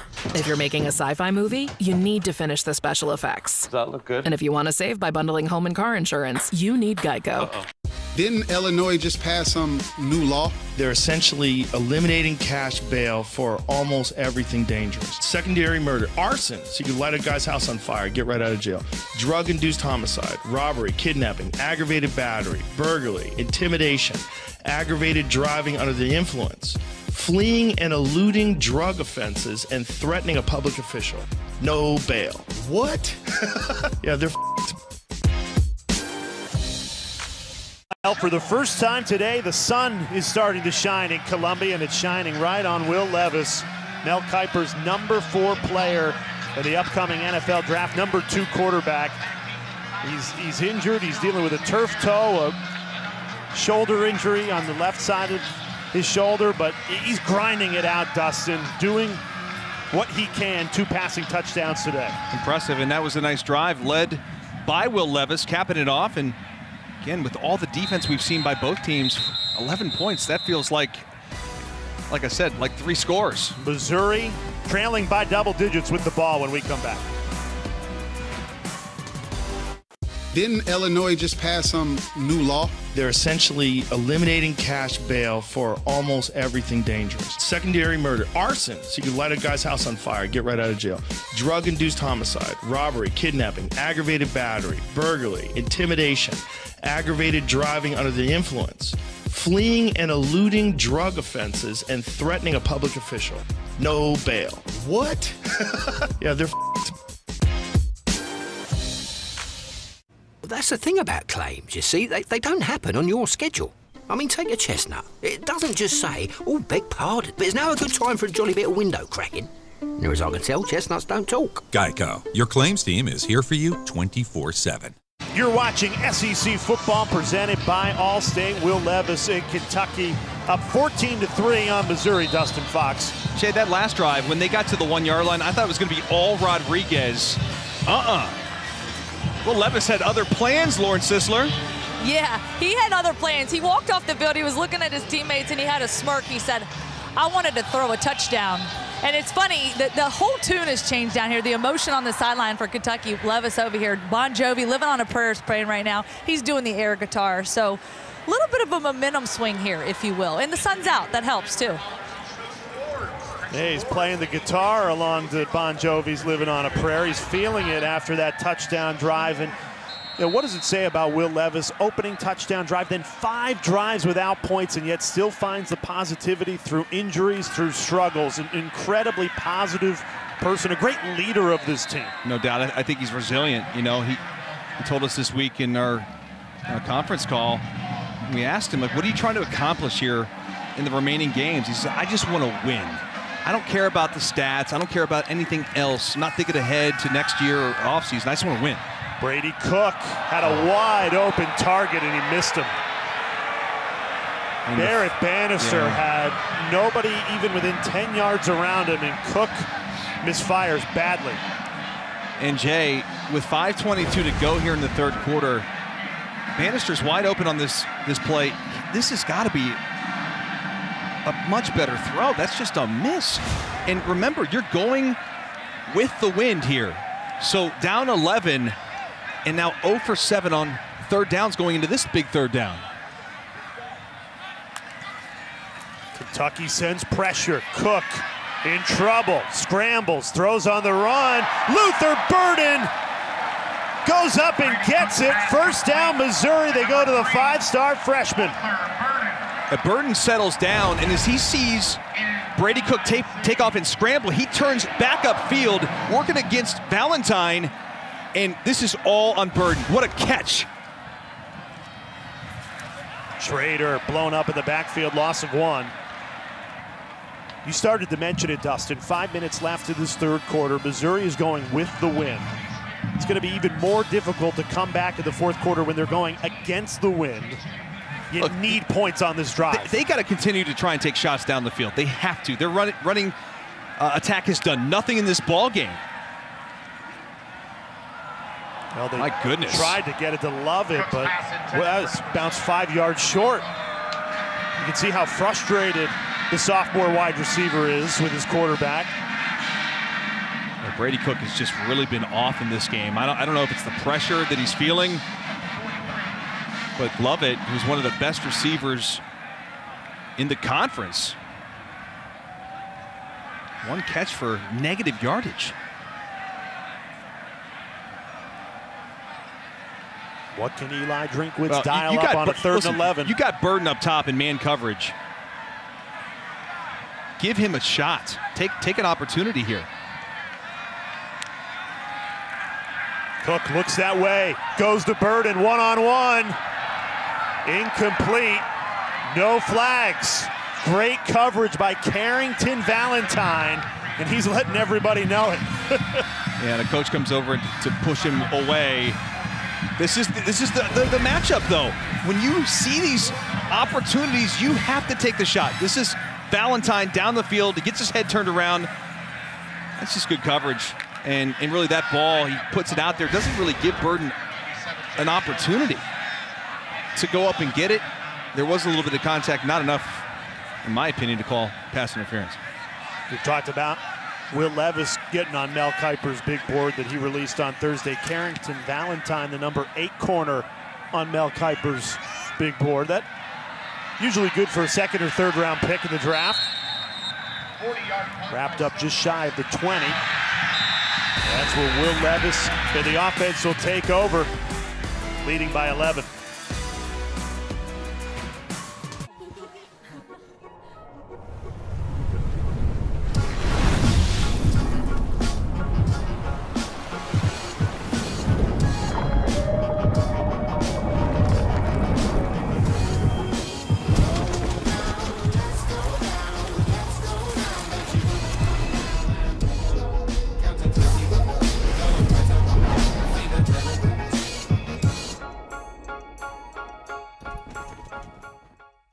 My mom's getting old. I want to get old, so I can get in writing who inherits the family business and who doesn't. Old National, where relationships and results matter. Get old. You're never too old to get old. Dory Noka in studio with this AT&T 5G studio update. Anthony Richardson having himself a game for the Gators. How about this throw to Jaquavian Frazier's remarkable throw and catch. Gators back on top in a wild one at A&M, 27-24. Wow, back and forth they go in College Station here in Columbia on a day where Missouri announced a 2-year contract extension for Eli Drinkwitz. It's been all Will Levis and the Kentucky defense stealing the thunder. 14-3 lead. And the star quarterback back on the field. Rodriguez, tough, hard running. These yards have been hard to come by. Only gets 1 there, Dustin. Give this Missouri defense a lot of credit. And look, I've been in these situations many times.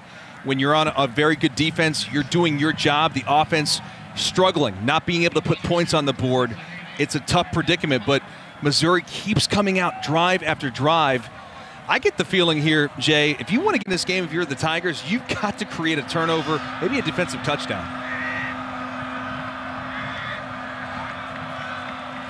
Quick hitter to the freshman Barrion Brown. Hit immediately. Only a gain of 2, and that'll bring up 3rd and 7. Coming up after us right here on SEC Network, Arkansas and KJ Jefferson hosting Liberty, and then the nightcap, Spencer Rattler in South Carolina taking on Vanderbilt. This is a colossal day in the SEC. Football all day long on the SEC Network. Georgia, Tennessee, Alabama, LSU as well. 3rd and 7, Missouri. Backs against the wall. Can the defense deliver once more? Keeping them in the game so far. Levis, down he goes again. 5th sack of the day for the Tigers. That one belongs to Darius Robinson. Darius Robinson just pushes the pocket and keeps the pressure coming. And really, this is just man on man. You'll see 6 right in the middle of your screen. He's going to rush up against the center and Nobody can get a hand on him. He is a big man inside. 6'5", 296. Are you kidding me? Negative play after negative play for this Tigers defense. Colin Goodfellow punting from his own goal line. Dangerous 5-star freshman Luther Burden waits for it. Goodfellow kicking into the wind. Burden has to call for fair catch.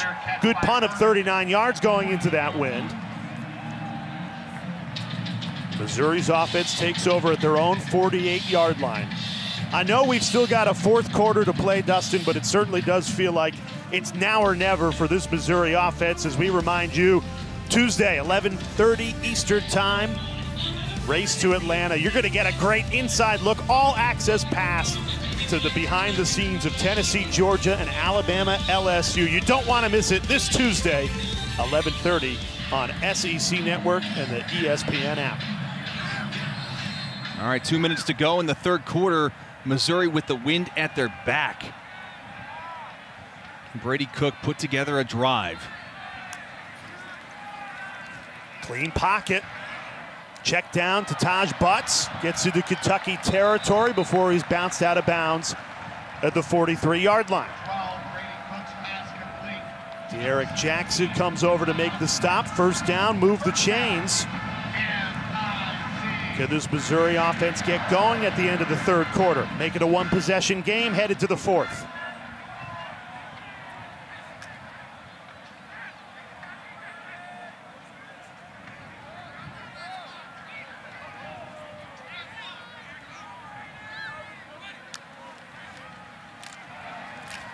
Schrader, he has not fired much today. 16th carry, only 60 yards on the ground for the transfer from Truman State.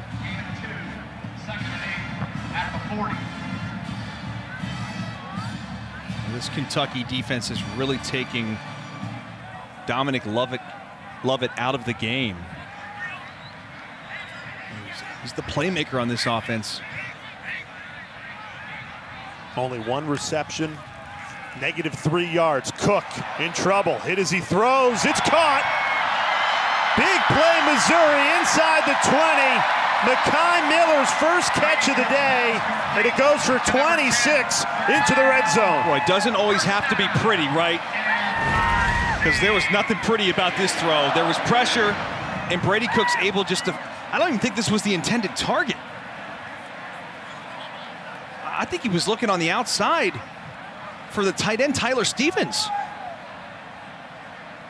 But all of a sudden, Mekhi Miller comes up with the catch, his fourth of the season. A wobbly ball. You'll take it, though. Landed in the freshman's hands.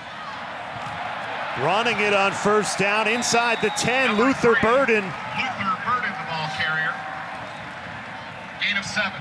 Gain of 7 brings up a 2nd and 3. Well, they try to get one more playoff here before the end of the third quarter. Burden comes around the outside, picks up about 8 yards. But he is elusive.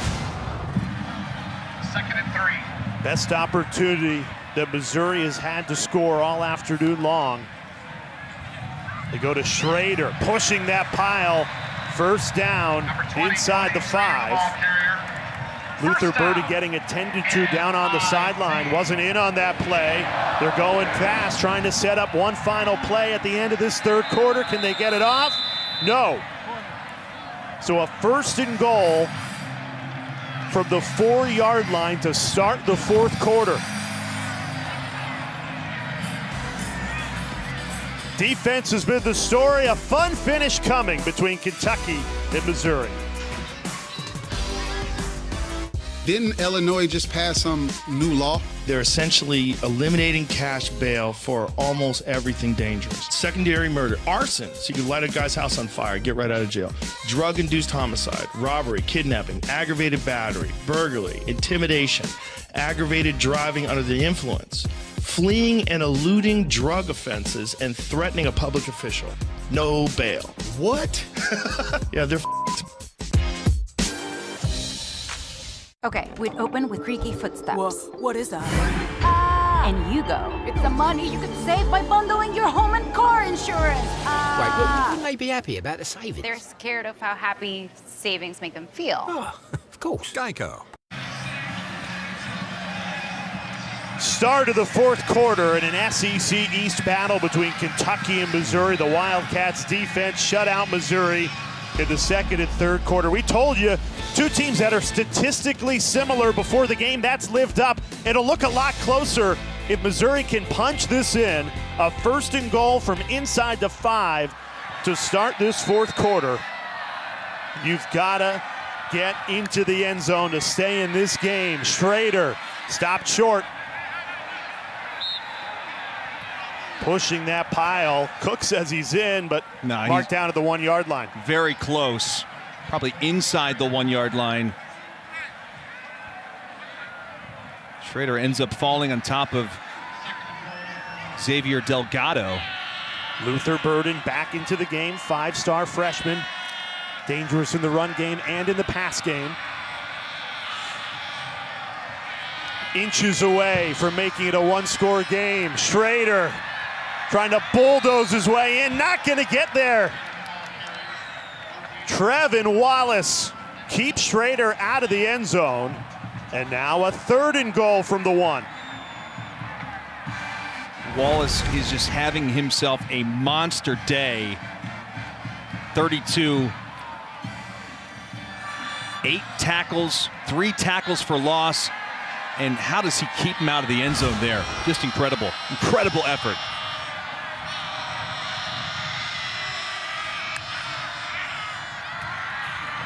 Up the middle again, into a white and blue wall. Missouri with 3 opportunities from inside the 5, 2 of those from the 1. Can't get in, and now 4th and goal. Well, there's no question you're going for this. The question is, do you try to go against that interior defensive line of Kentucky again? Remember last week against South Carolina, they ran that read option and Brady Cook kept it and ran it in. Missouri has to punch this in. Cook keeps it, dives in, touchdown, Missouri!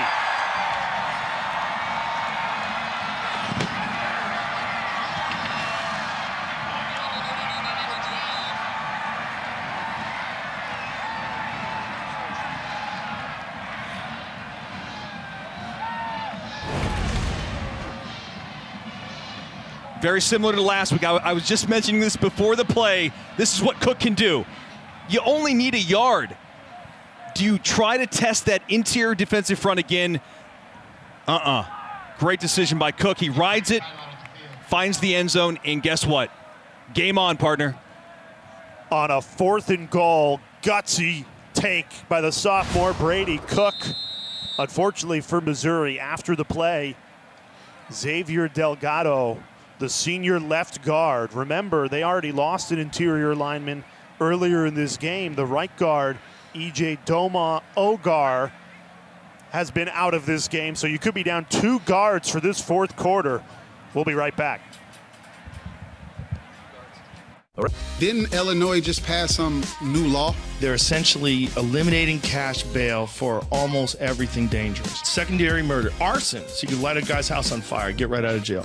Drug-induced homicide, robbery, kidnapping, aggravated battery, burglary, intimidation, aggravated driving under the influence, fleeing and eluding drug offenses, and threatening a public official. No bail. What?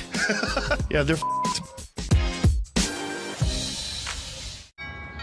Welcome to the neighborhood. Now, did you know that Geico could help with your homeowner's insurance? Cookies. Oh, it's my mum's secret recipe. Is there a little nutmeg in there? It's a secret. Is it cinnamon? It's my mum's secret recipe. Geico. Missouri converts on a 4th and goal, and now because of the injury timeout, they discussed things while we were at break, leaving the offense on the field for a 2-point attempt to try and make it a 3-point game. Cook fires, nobody home, incomplete, over the head of Barrett Bannister. Do you like that call to go for the 2-point attempt with more than 13 minutes left, Dustin? Yeah, I think it's the right call, even though you didn't convert. I mean, the right idea, I should say, because you saw how difficult it was just to get a touchdown drive put together here. And you're thinking, man, our defense is playing great. Can we cut it to 3? Don't love that play call. Take a look at Valentine. Great coverage up top against Burden. He was never an option, though. They were looking to try and get that quick slant to Bannister all day, and it was just a bad throw. And even if Kentucky does tack on a field goal, still a 1-possession game, you'd just be trailing by 8.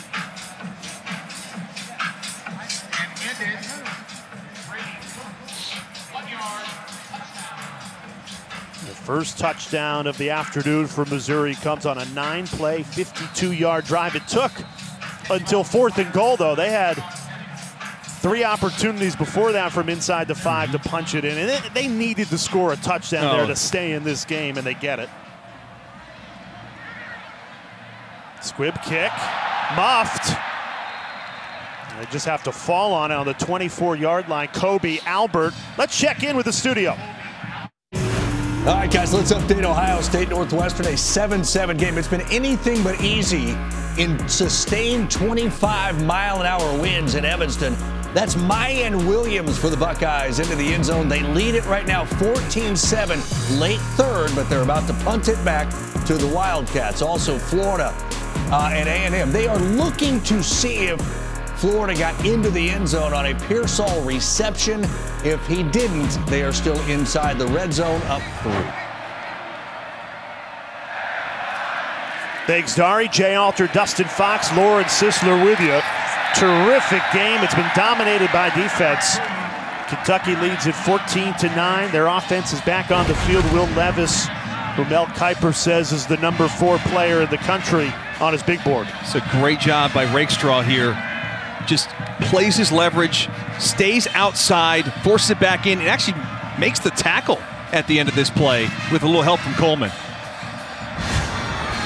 Great opportunity for Levis and this Kentucky offense to really turn the page after they struggled last week against Tennessee. They've lost 3 of their last 4. Can they create some separation on this drive? Pressure coming. Levis, dangerous throw, incomplete. It was batted away by Rakestraw. Back-to-back plays by Rakestraw here, and that was a dangerous throw as this was nearly intercepted on the outside by Ennis Rakestraw. Great tight coverage.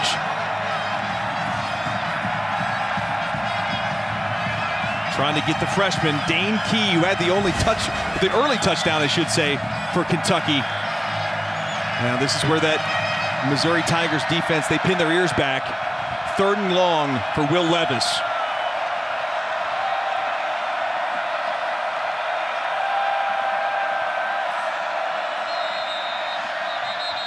Whistle before the snap.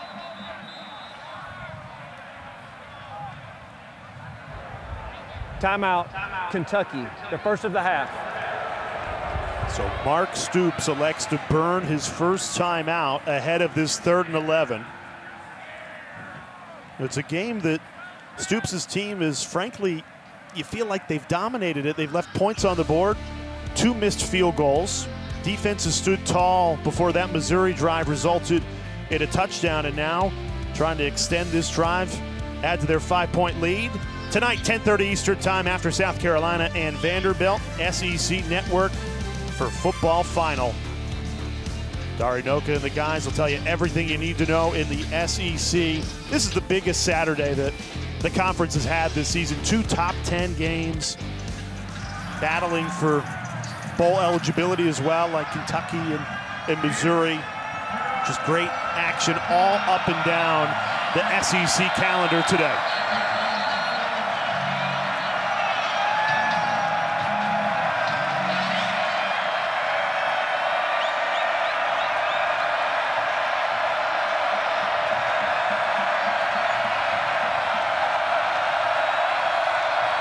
Third and 11. Missouri trying to get off the field. Levis in trouble. Hit again. 3rd and 11, and they get pressure on the star quarterback, Will Levis. Trajan Jeffcoat. They force a Kentucky punt. This is just all about the coverage in the back end. It's not bad protection. Coleman ends up kind of getting in there, but you watch the coverage in the back end. A really good job by Missouri. Carlisle comes out there, I think kind of closes that window on Brown, and Levis is forced to hold on to the football.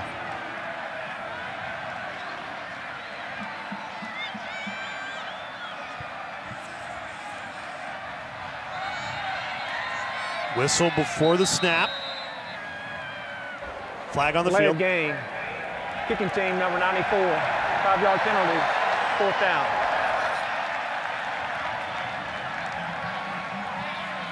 Penalties piling up for Kentucky. That's the 10th against the Wildcats today.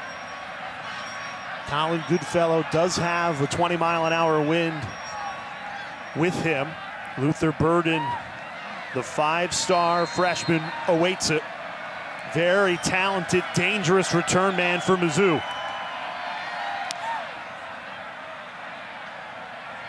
Burden calls for the fair catch, and the Missouri offense will take over at their own 36-yard line. A touchdown would give them the lead. Tigers, Wildcats battling in the 4th.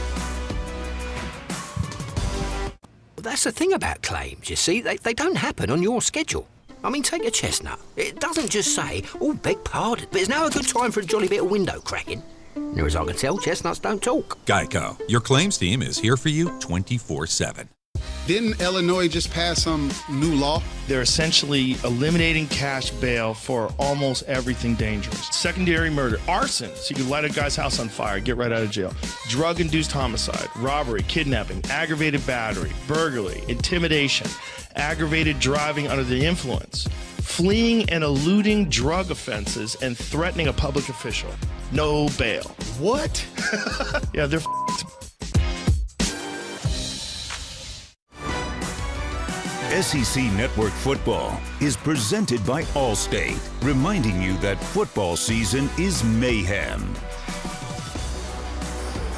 It's Military Appreciation Day here at Faurot Field, just an hour and a half away from Whitman Air Force Base. Mizzou donning the patriotic uniforms and helmet stickers honoring all military branches. Mizzou football has a veteran of their own. Running backs coach Curtis Looper served in the Army as an air traffic controller during Desert Storm and is what Coach Drinkwitz calls a steady person, man of character, and someone who brings such great insight and discipline to this football program. Thank you, Coach Looper, and all our military men and women for your service to this great nation. So true, Lauren. You know, you're looking at some of the members of the Whitman Air Force Base. They were supposed to do a flyover pregame, but it was too cloud covered. So instead, they get to enjoy a football game like all of us, and we've got a great one here in the 4th quarter. Dustin Fox, Lauren Sisler, Jay Alter with you.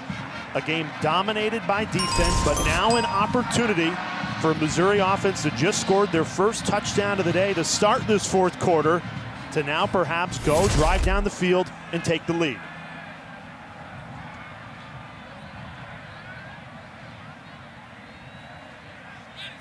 Second and 11 for Brady Cook.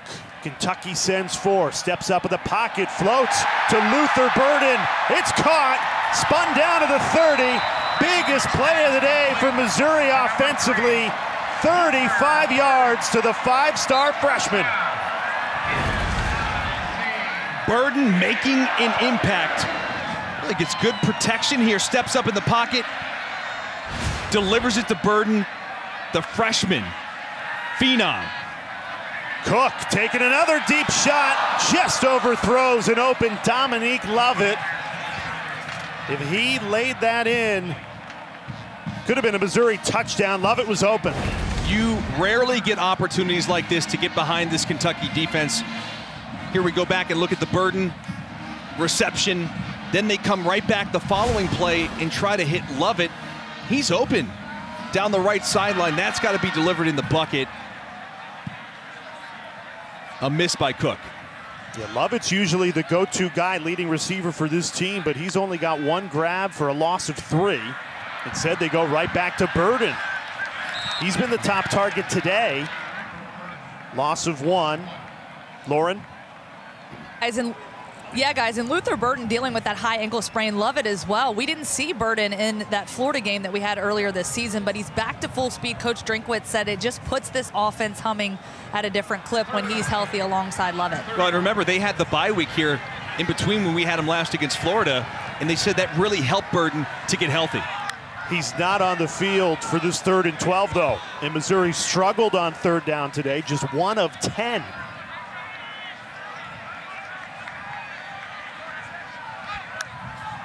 Lovett's alone at the top. Instead, look in the other direction. It's caught right at the sticks for a Missouri first down. Barrett Bannister. They needed 12. They got 12. Move the chains.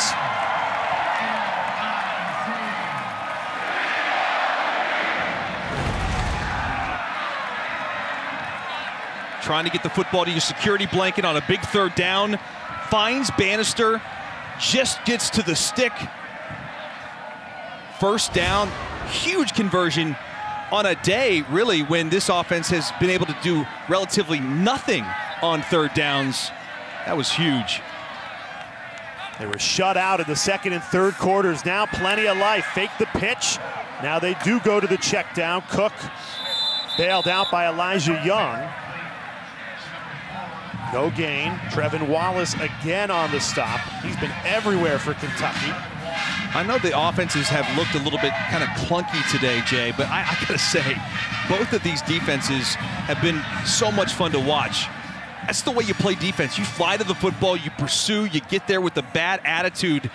I just love both of these squads and the way they play D.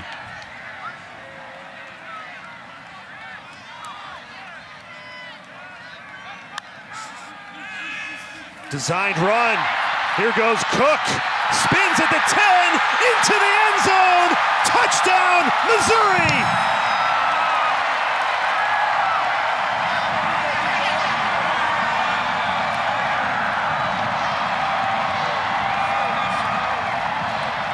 Brady Cook wants to go for 2 after the sophomore quarterback fires the Tigers in front. And they will go for 2. I'm not so sure if that was a design quarterback run.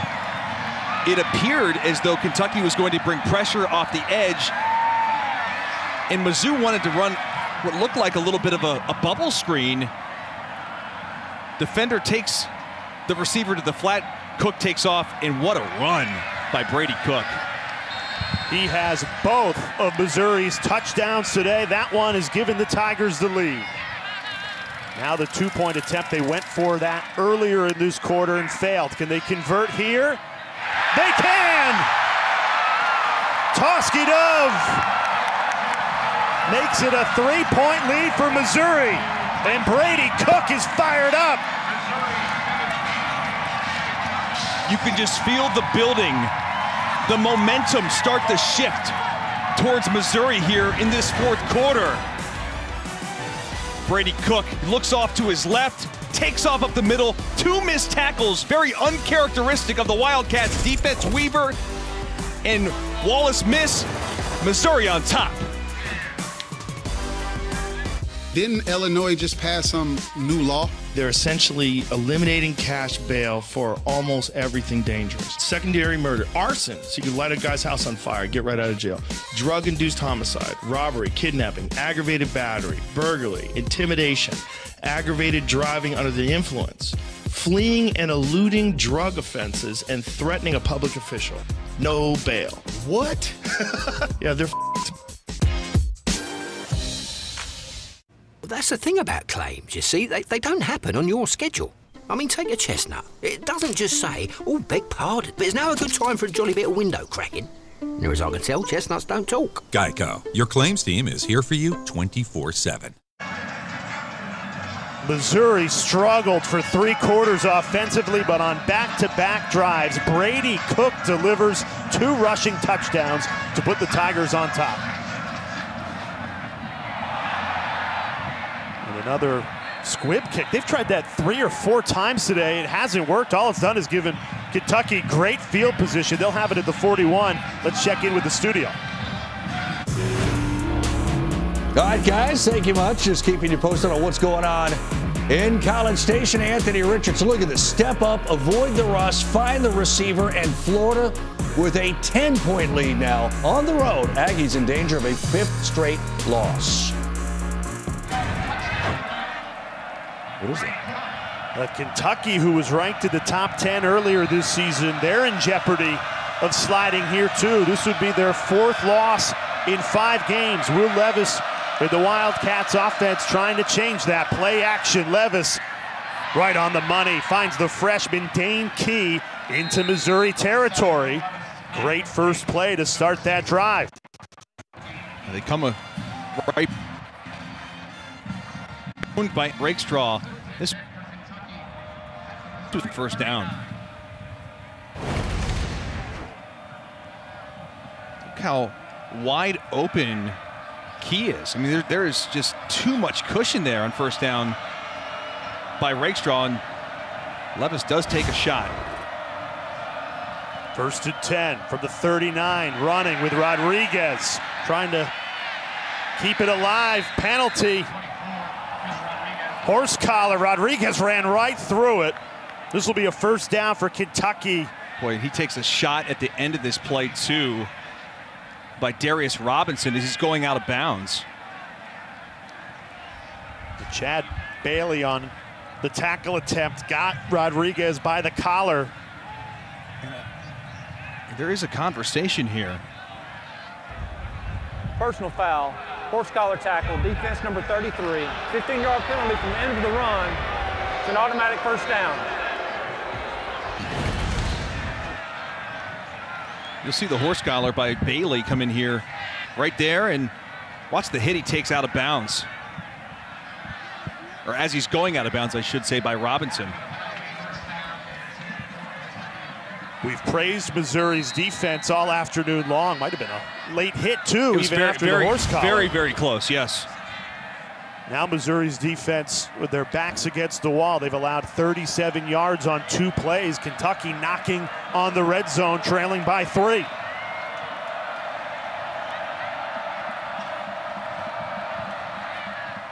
Levis backpedaling, finds Barryon Brown. Daylight in front of him, turns the corner. There's a flag at the 10-yard line. Touchdown, Wildcats. Penalty flag. This is coming back. It would be a Kentucky touchdown, instead holding against the Wildcats. And you've got DeKel Crowdis down, the wide receiver.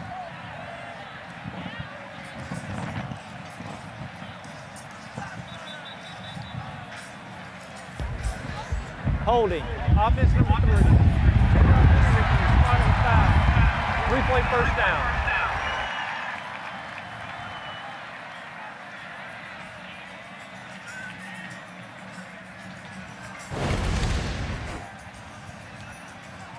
It's Crowdis on the outside. He's going to get Rakestraw.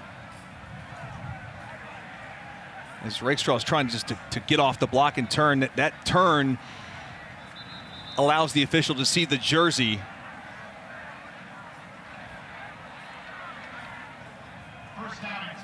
I think he might have been out at the 1-yard line either way, but that's going to come back. That's a huge penalty in a break for Mizzou. Uncharacteristic of the Missouri defense we've seen the last 5 weeks in SEC play. Usually this team, they'll bend, but they won't break. Kentucky, they're having their way on this drive, even with the holding penalty. Still have a great chance to score. Again, they're under their average. They give up 21 points a game, holding this Kentucky team to 14 to this point. Still a win. Question is, can Kentucky, if they don't find the end zone, can they make a field goal? Now they're 0 for 2 today, so Big Blue Nation, they want to punch this in. They don't want to leave it to a field goal attempt to tie. Big Blue Nation also fired up for college basketball coming your way Monday night. We've got a doubleheader for you right here on the SEC Network. And of course, the Kentucky men get things started 6:30 Eastern time against Howard, and then Dawn Staley and #1 South Carolina women taking on East Tennessee State. 2nd and 10. Kentucky right outside the red zone. Can Will Levis of the Wildcats go in front midway through the 4th? Timeout. Levis did not like what he saw out there. No, it's their second. We'll correct Steve Marlowe, our official there. Mark Stoops called. But no, it's Missouri who took the timeout. Yeah, defensive timeout there, yeah. Thought it was Levis who didn't like what he saw out there. Instead, it's the Tigers that called the timeout. So Kentucky, Missouri, 2 timeouts remaining. Let's take a look at Will Levis's day, Dustin. What do you think? I think when he's given time, he's been impressive. The one thing that he's not been able to do is again, move outside the pocket. No design quarterback runs. But you see, again, delivering the football with accuracy. He's got a great arm. He's physical. Every NFL scout I talked to this week, and I talked to a few, said what you saw last week is not Will Levis. And that tape is getting burnt by every NFL scout because this guy is very similar to Josh Allen in the way that they are mobile. They've got a dynamic skill set. Right back to Rodriguez. Surging forward, the ball popped out. Missouri's got the football. Ennis Rakestraw has it for Missouri. Chris Rodriguez trying to gain a couple of extra yards through contact. Lost the football. Field is a fumble recovered by the defense. First down, Missouri. Wow, what a turn of events. You just had a touchdown that was called back for a hold. And just like that, a turnover. We'll double check. Is the elbow down before that ball comes out? I think it is. Yeah, I think the elbow is down. They will definitely be looking at this one. Here's your best look right here. Ground causes the fumble, elbow is down. Is the ball secure as he's going to the ground?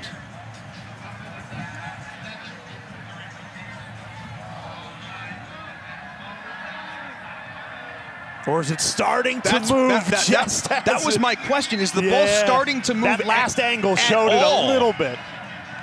And because it's called a fumble on the field, this is a really tough call. This is a huge call.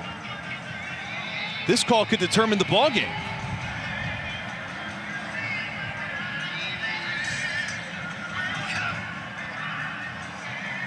It's worth restating that the call on the field was a fumble.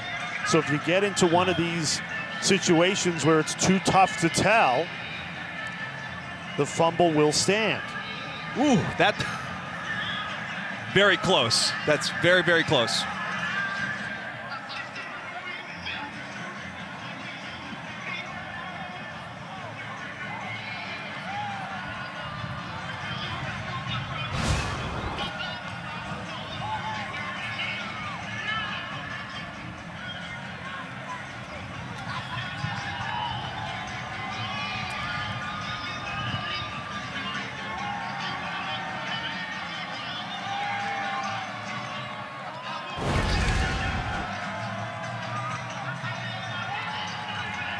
Our replay officials taking a long time with this one, and for good reason. This is such a tough call.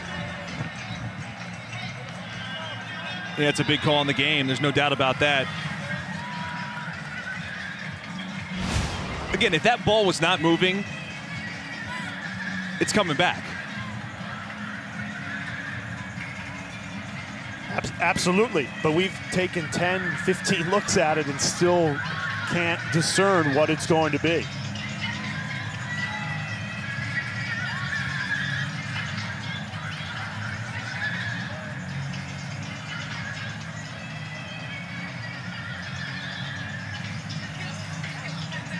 Yeah, they're writing down numbers, Jay. I think this is going to be overturned. And it's going to be back in the hands of Will Levis in this Wildcat offense. The ruling on the field was a fumble. What we've been trying to figure out during these replays was that ball moving before the elbow's down, I don't think it's moving enough. I think the ground causes the Once fumble. that elbow hits the ground, that's when the ball pops out.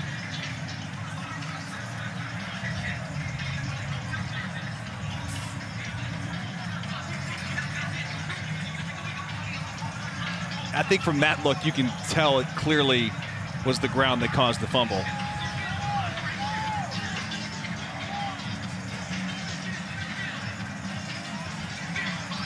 Well, taking a very long time.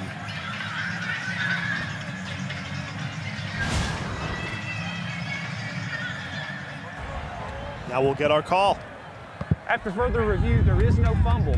The ball carrier's left elbow was on the ground before losing possession.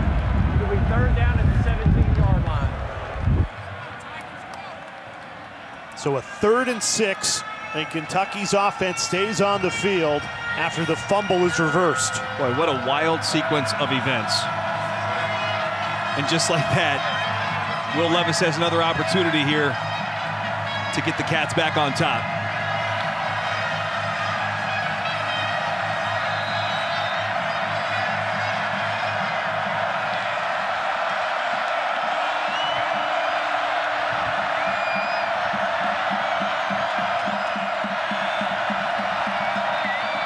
Missouri sends 4. Levis. Oh, it's coming back. Jeremy Flax, the right tackle, jumped early.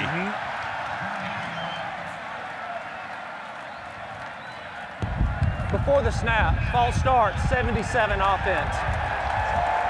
Excuse me, 79, 5-yard penalty, third down. 11 Kentucky penalties today. They have started to pile up. Yeah, he said 79. It was 77. Jeremy Flax, you can see the right tackle jumped early. So a 3rd and 6 becomes 3rd and 11. You're still in field goal range, but your kicker, Matt Ruffalo, is 0 for 2 on the day.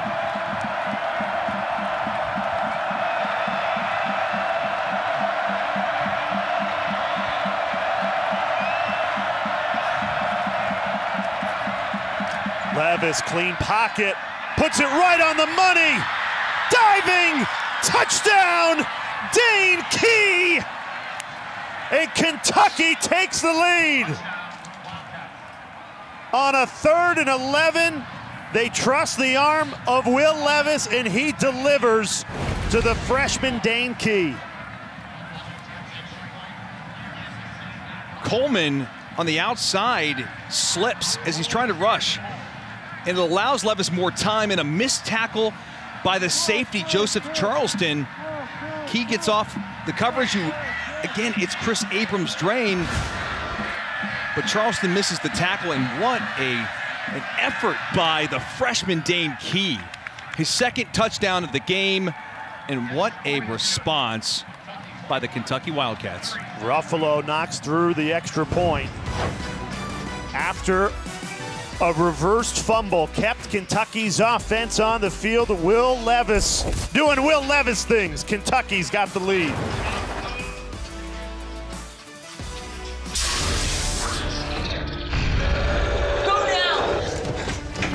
Okay, I'm an alien. If you're making a sci-fi movie, you need to finish the special effects. Does that look good? And if you want to save by bundling home and car insurance, you need Geico.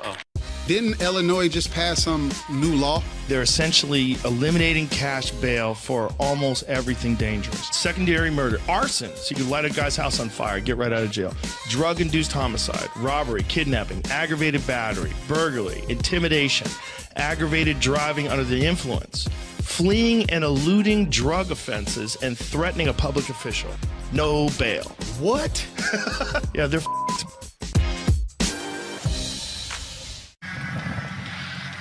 For the first 3 quarters of this game, it was all about the defense, but in this 4th quarter, the offenses have sprung to life. Will Levis finding Dane Key to put Kentucky on top 21-17. A little more than 5 minutes left in this 4th quarter.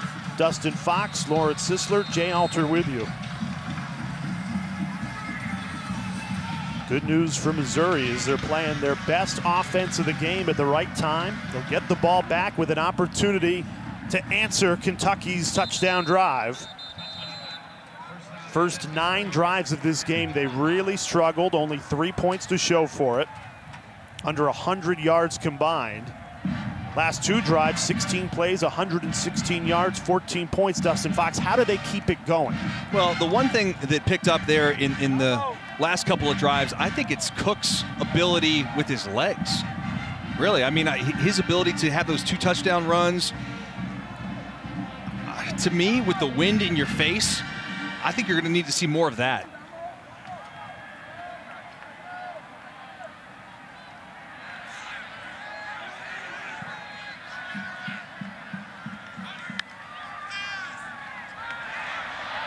Cook escapes the pressure, rolling right, points to Lovett. Big hit at the 50. Flag thrown. Lovett stays down. Boy, Lovett goes out of bounds and comes back in. That would have been illegal touching. Tyrell Agin in coverage for Kentucky. Took a shot at the end of this play.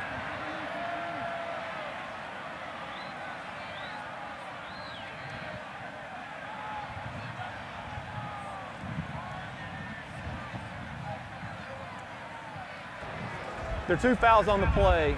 Illegal touching, number 7 offense. It was the first, went out of bounds, it was the first player to touch the ball. We also have personal foul, targeting, number 6 for Kentucky. The previous play is under further review. Tyrell Agin, that hit getting reviewed for targeting right now. Targeting was the call on the field. Take another look.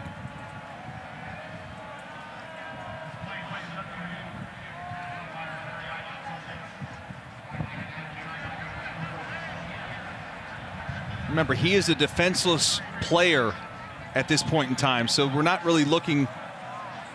It's not the crown of the helmet. If there's a launch towards that head or neck area on a defenseless player, it's targeting. That's close. There is a clear launch. Yeah, but I think it's to his shoulder.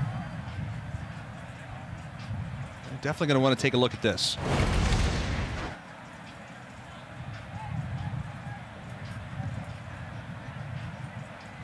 You are right about the shoulder. I think it goes right into shoulder to shoulder. Shoulder to shoulder.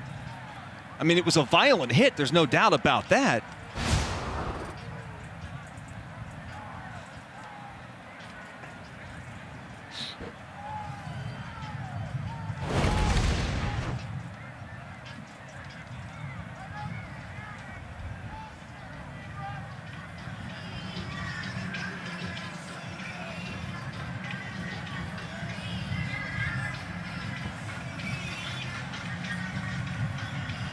Two critical reviews in this fourth quarter, both extremely tough calls. The first was the fumble that was reversed, kept Kentucky on the field to score that touchdown. Now targeting getting reviewed.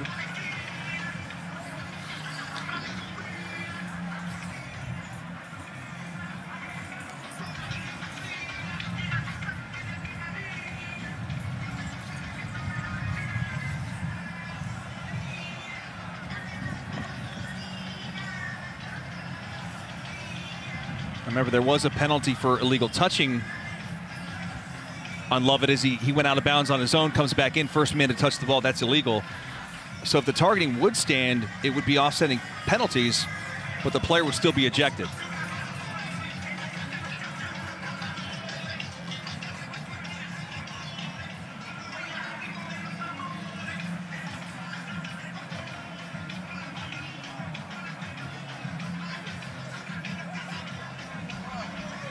In case you need a refresher course on the targeting rules. Dangerous hit involving launch, upward thrust, or severe strike.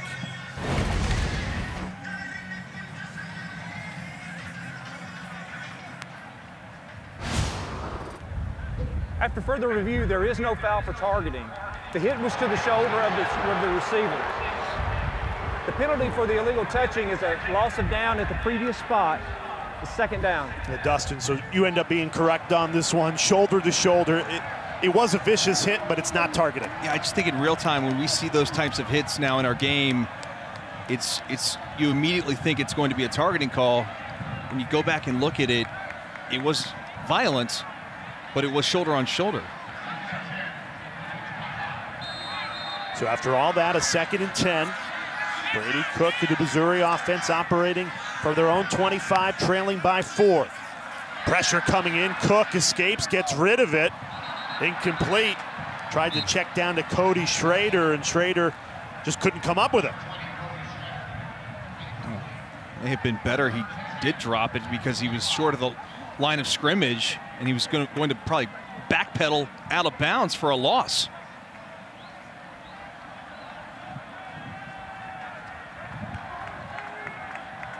And it conserves some clock. 5:05 remaining. Missouri with 2 timeouts. We were very close to being an offsides penalty. An anxious Trayvon Ripka. 3rd and 10. Check down to Schrader. That's not going to do it. You needed 10. Only got 2. Missouri fans don't like that conservative play call on 3rd down. Punt unit comes out, and now you're relying on your defense to get yet another stop. Yeah, you can say it's conservative, but I give credit to the Wildcats. I mean, the way they play their defense, they're excellent in coverage. There's nobody wide open down the field, and so all Cook can do is check it down. Jack Stonehouse punting into the wind. Tavion Robinson, the dangerous return man, waits for it for Kentucky. Went down low to catch that. Takes it just past the 35.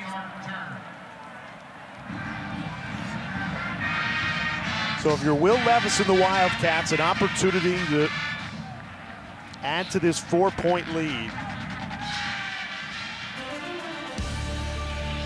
Coming up later on SEC Network right after us, Liberty and Arkansas. That's going to be a great game. 4 p.m. Eastern time, and then South Carolina, Vanderbilt, your nightcap. SEC Saturday night, presented by T-Mobile. Liberty having a terrific season. Arkansas battling towards bowl eligibility with KJ Jefferson.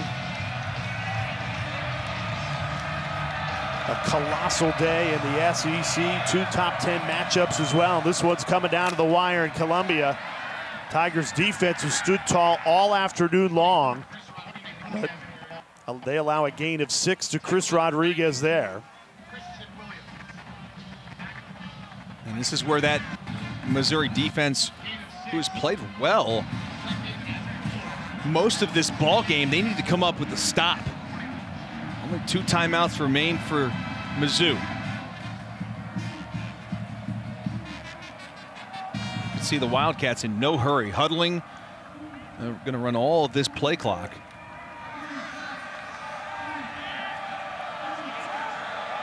With that carry, Rodriguez goes over 100 yards on the game. He's done his best running in the 4th quarter.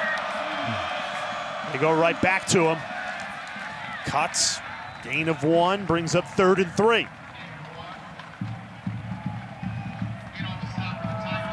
So 3rd and about 3. How conservative does Kentucky want to be? Do you keep this on the ground? I do. They've had success with Rodriguez in situations like this, and you know, heck, if you get close to that line to gain, do you consider going for it to try and win the ball game?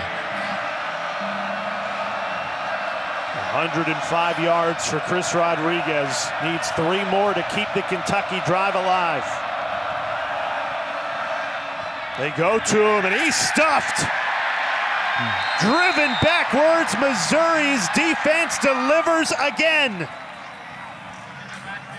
Darius Robinson was the first there. Yeah, it was. What a play on the inside. Going to get some push by the defensive tackle. Williams, and then coming in to finish it off, Darius Robinson. Darius Robinson, 6, just blows this thing up. Taking on a double team, are you kidding me? This guy has had himself a whale of a football game. Yeah, he's been destructive all day. Every time Missouri has needed their defense in critical spots, not just today, all season long, they seem to deliver. And now Kentucky, after the Missouri time remaining, for the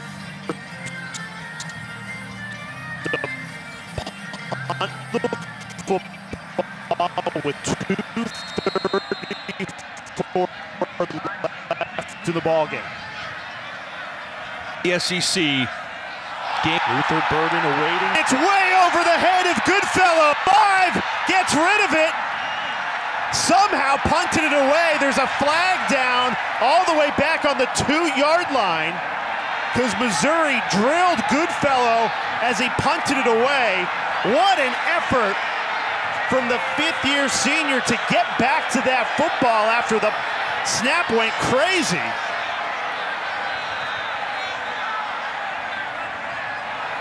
Wow.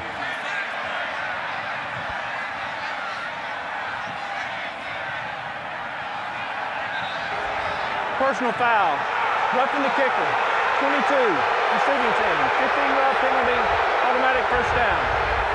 Automatic first down for roughing the kicker. Eli Drinkwitz cannot believe it. I can't believe it. I'm in shock. It was Will Norris who was breathing down the neck of Goodfellow. Goodfellow had the awareness to pick up the football and try and punt this thing. And Norris roughs him. Well, Norris is just thinking he's tackling a ball carrier at that point in time. I don't know how Goodfellow has the awareness to get that ball off. Wow. Talk about improvisation. Yeah, that's he didn't amazing. have a chance on that snap. It Amazing. was yards wide. He tracks it down, even to pick up the football, let alone turn around and actually get it away. Still being attended to.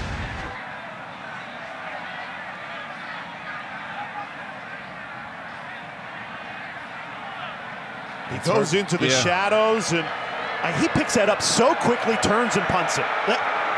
That is an incredible job by Colin Goodfellow on a busted play.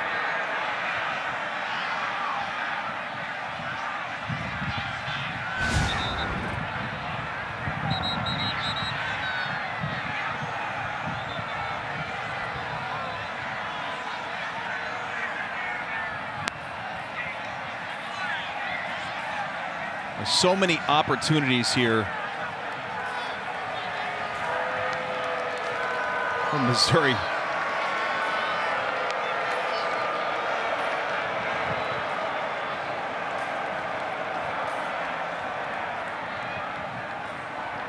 Even though the ball goes over his head, Goodfellow, because he's in the tackle box, is still a kicker. And Norris drilled him as he was punting away that football. The tackle there would be 32. That's Trevin Wallace, and he's still in the tackle box. So that is the correct call. I get the frustration.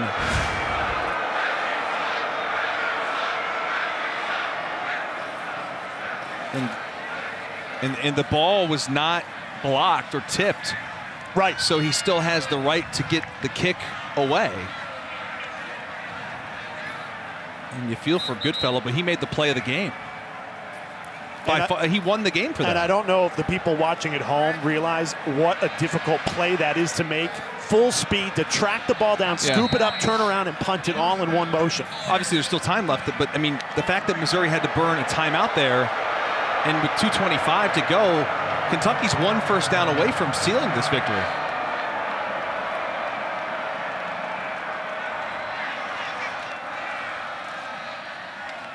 They go to Rodriguez. Hard running for 2 yards. The fans continue to let the officials hear it for Missouri as they take their final timeout. This is just more of the same. Tough losses in SEC play. It started with Auburn. It doesn't get any closer than that. An inch away from a victory in overtime against Auburn. And then the next week against Georgia, they're up in that game 22-7, and they can't hang on. Goal line stand after goal line stand. Finally, Georgia punches it in to win that game 26-22. Outscored 14-3 in the fourth quarter. And it looks like another case of just a bizarre play late in the fourth quarter. I mean, if you're a Missouri fan, you're thinking, we're getting this ball at the 2-yard line. And instead, Colin Goodfellow picks it up, turns around, punts it away. And the roller coaster of emotions, really in just the last 5 minutes of real time. You go from thinking you've got life, you're going to get great field position, you may have to get the ball first and goal.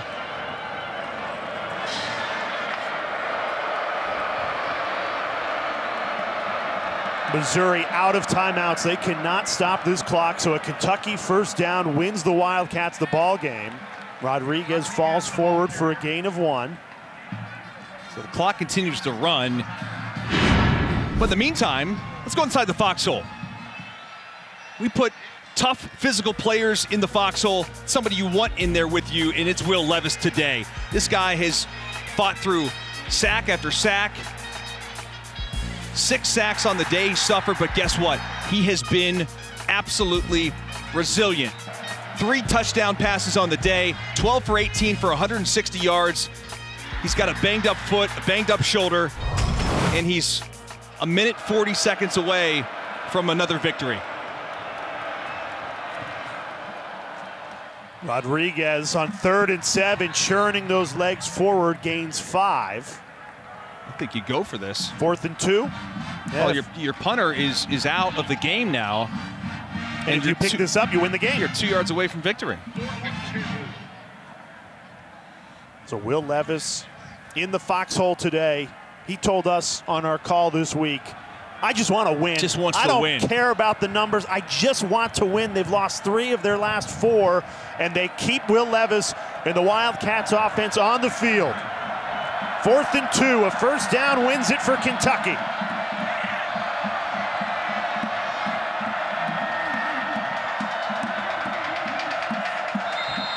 And they're just going to try to draw him off sides.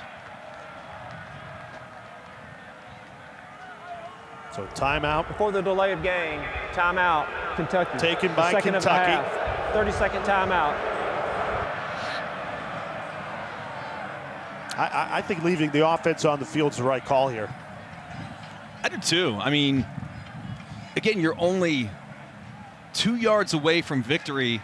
Do you want to give the football back to Missouri with an opportunity? I know it will be about 40 seconds, less than 40 seconds most likely.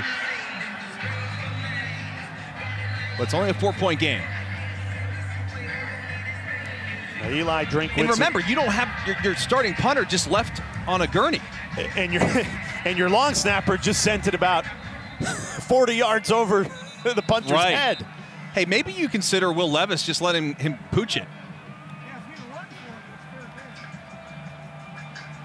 Well, Will Levis's helmet is off. Now they bring in the backup punter. This is Wilson Berry. This will be his first punt of the season. Again, the long snapper, Cade DeGraw, just sent it about 10 yards over the head of Colin Goodfellow. Missouri thought they were going to get the ball at their own 2-yard line. Movement before the snap. And Clay Perry's in there to snap this one.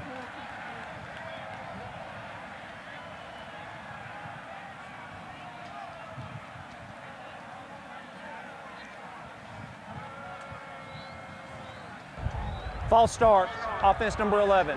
5-yard penalty, 4th down. So that could be strategic, right? You give your punter some more room here on the punt. Looks like there was maybe there's some movement by Missouri. And Childress, number 11 there, jumped. So backup punter for Kentucky. It's a clean snap.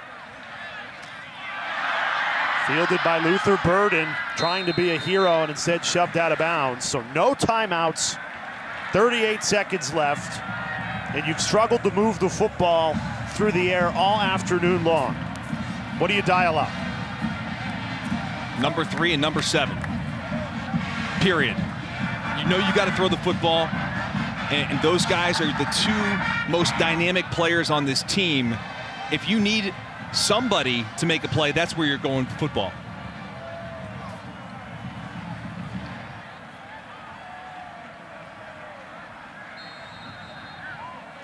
And you got to have chunk plays. No timeouts remain.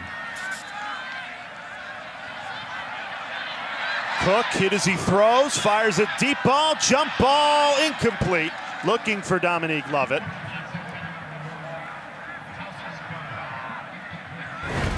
Actually, that was Toski Dove. Tall target at 6'2". And Cook just nearly avoids the sack and throws it into double coverage. Triple. Triple coverage, maybe quadruple coverage. Yeah. Options are limited here with 30 seconds to go.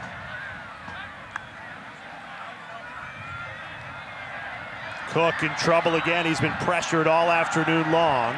It's going to be a holding penalty. It's going to bring it back. Burden somehow makes the catch. It's coming back, but it is coming back. And he got a foot in. Wow, I thought he caught it. I didn't know that he got a foot down too. Heartbreaking for Burden. What an individual effort from him, but there's a hold in the end zone. Offense number 75. After distance to the goal. Second down. Mitchell Walters, the backup right guard, negates a 34-yard completion that actually would have given Missouri a chance at the end of this football game. No doubt it would have been out near midfield. At the 48-yard line, and instead they're backed up to about the 7.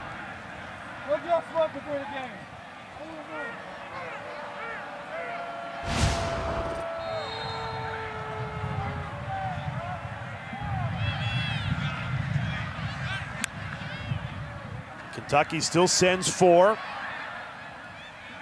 Cook slings it, but it's inbounds. Clock will continue to run. They're going to have one play left, Jay. Yeah, they got to go. Well, instead. Okay, so now it's 4th down with 2 seconds to go. Hook and ladder time. A spike with 2 seconds. And you draw up, hook and ladder, laterals. Yeah, there's going to be about 10 laterals on this play.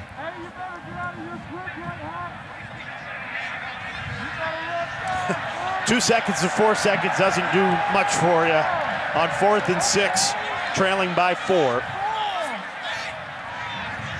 This will be the final play of the ball game.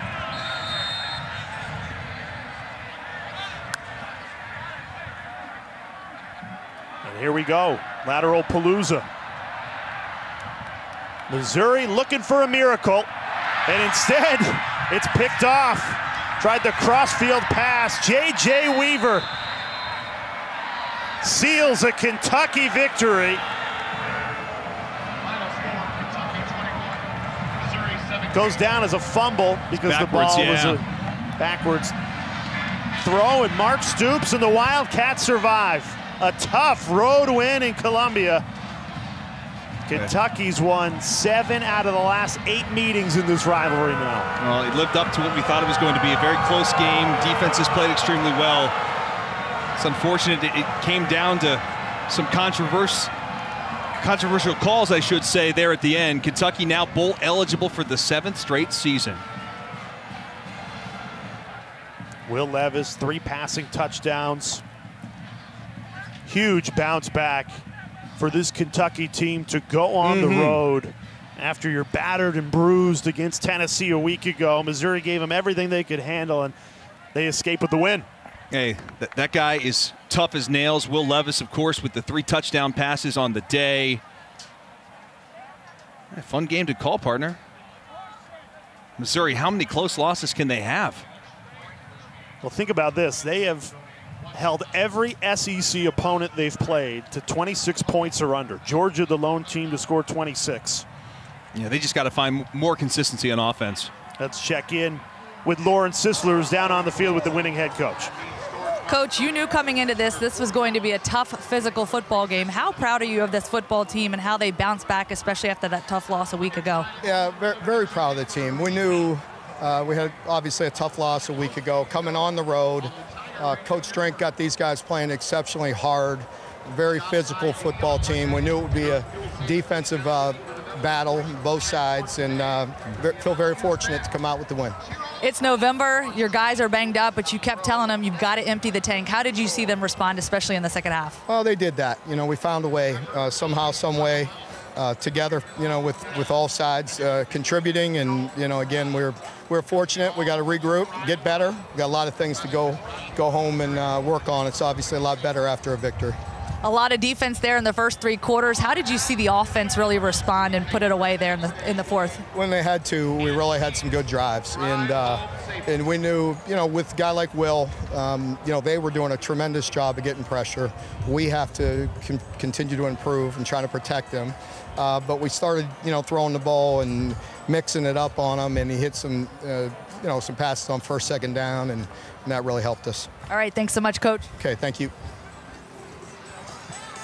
Mark Stoops and Will Levis, they'll leave Columbia with the win, bowl eligible for a 7th straight season. And the play of the game, Dustin, is a botched punt. Well, the punter has such great awareness, Colin Goodfellow, to pick up the ball. Remember, he was still inside the tackle box. The rule is if you're in the tackle box, you're allowed to still kick the ball, and you're still treated as a kicker at the time. And again, they get the roughing the kicker call that basically cost them the game.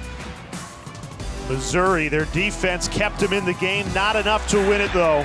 Another heartbreaking loss in SEC play for Missouri. Kentucky shakes off that Tennessee loss and picks up a road win to earn bowl eligibility.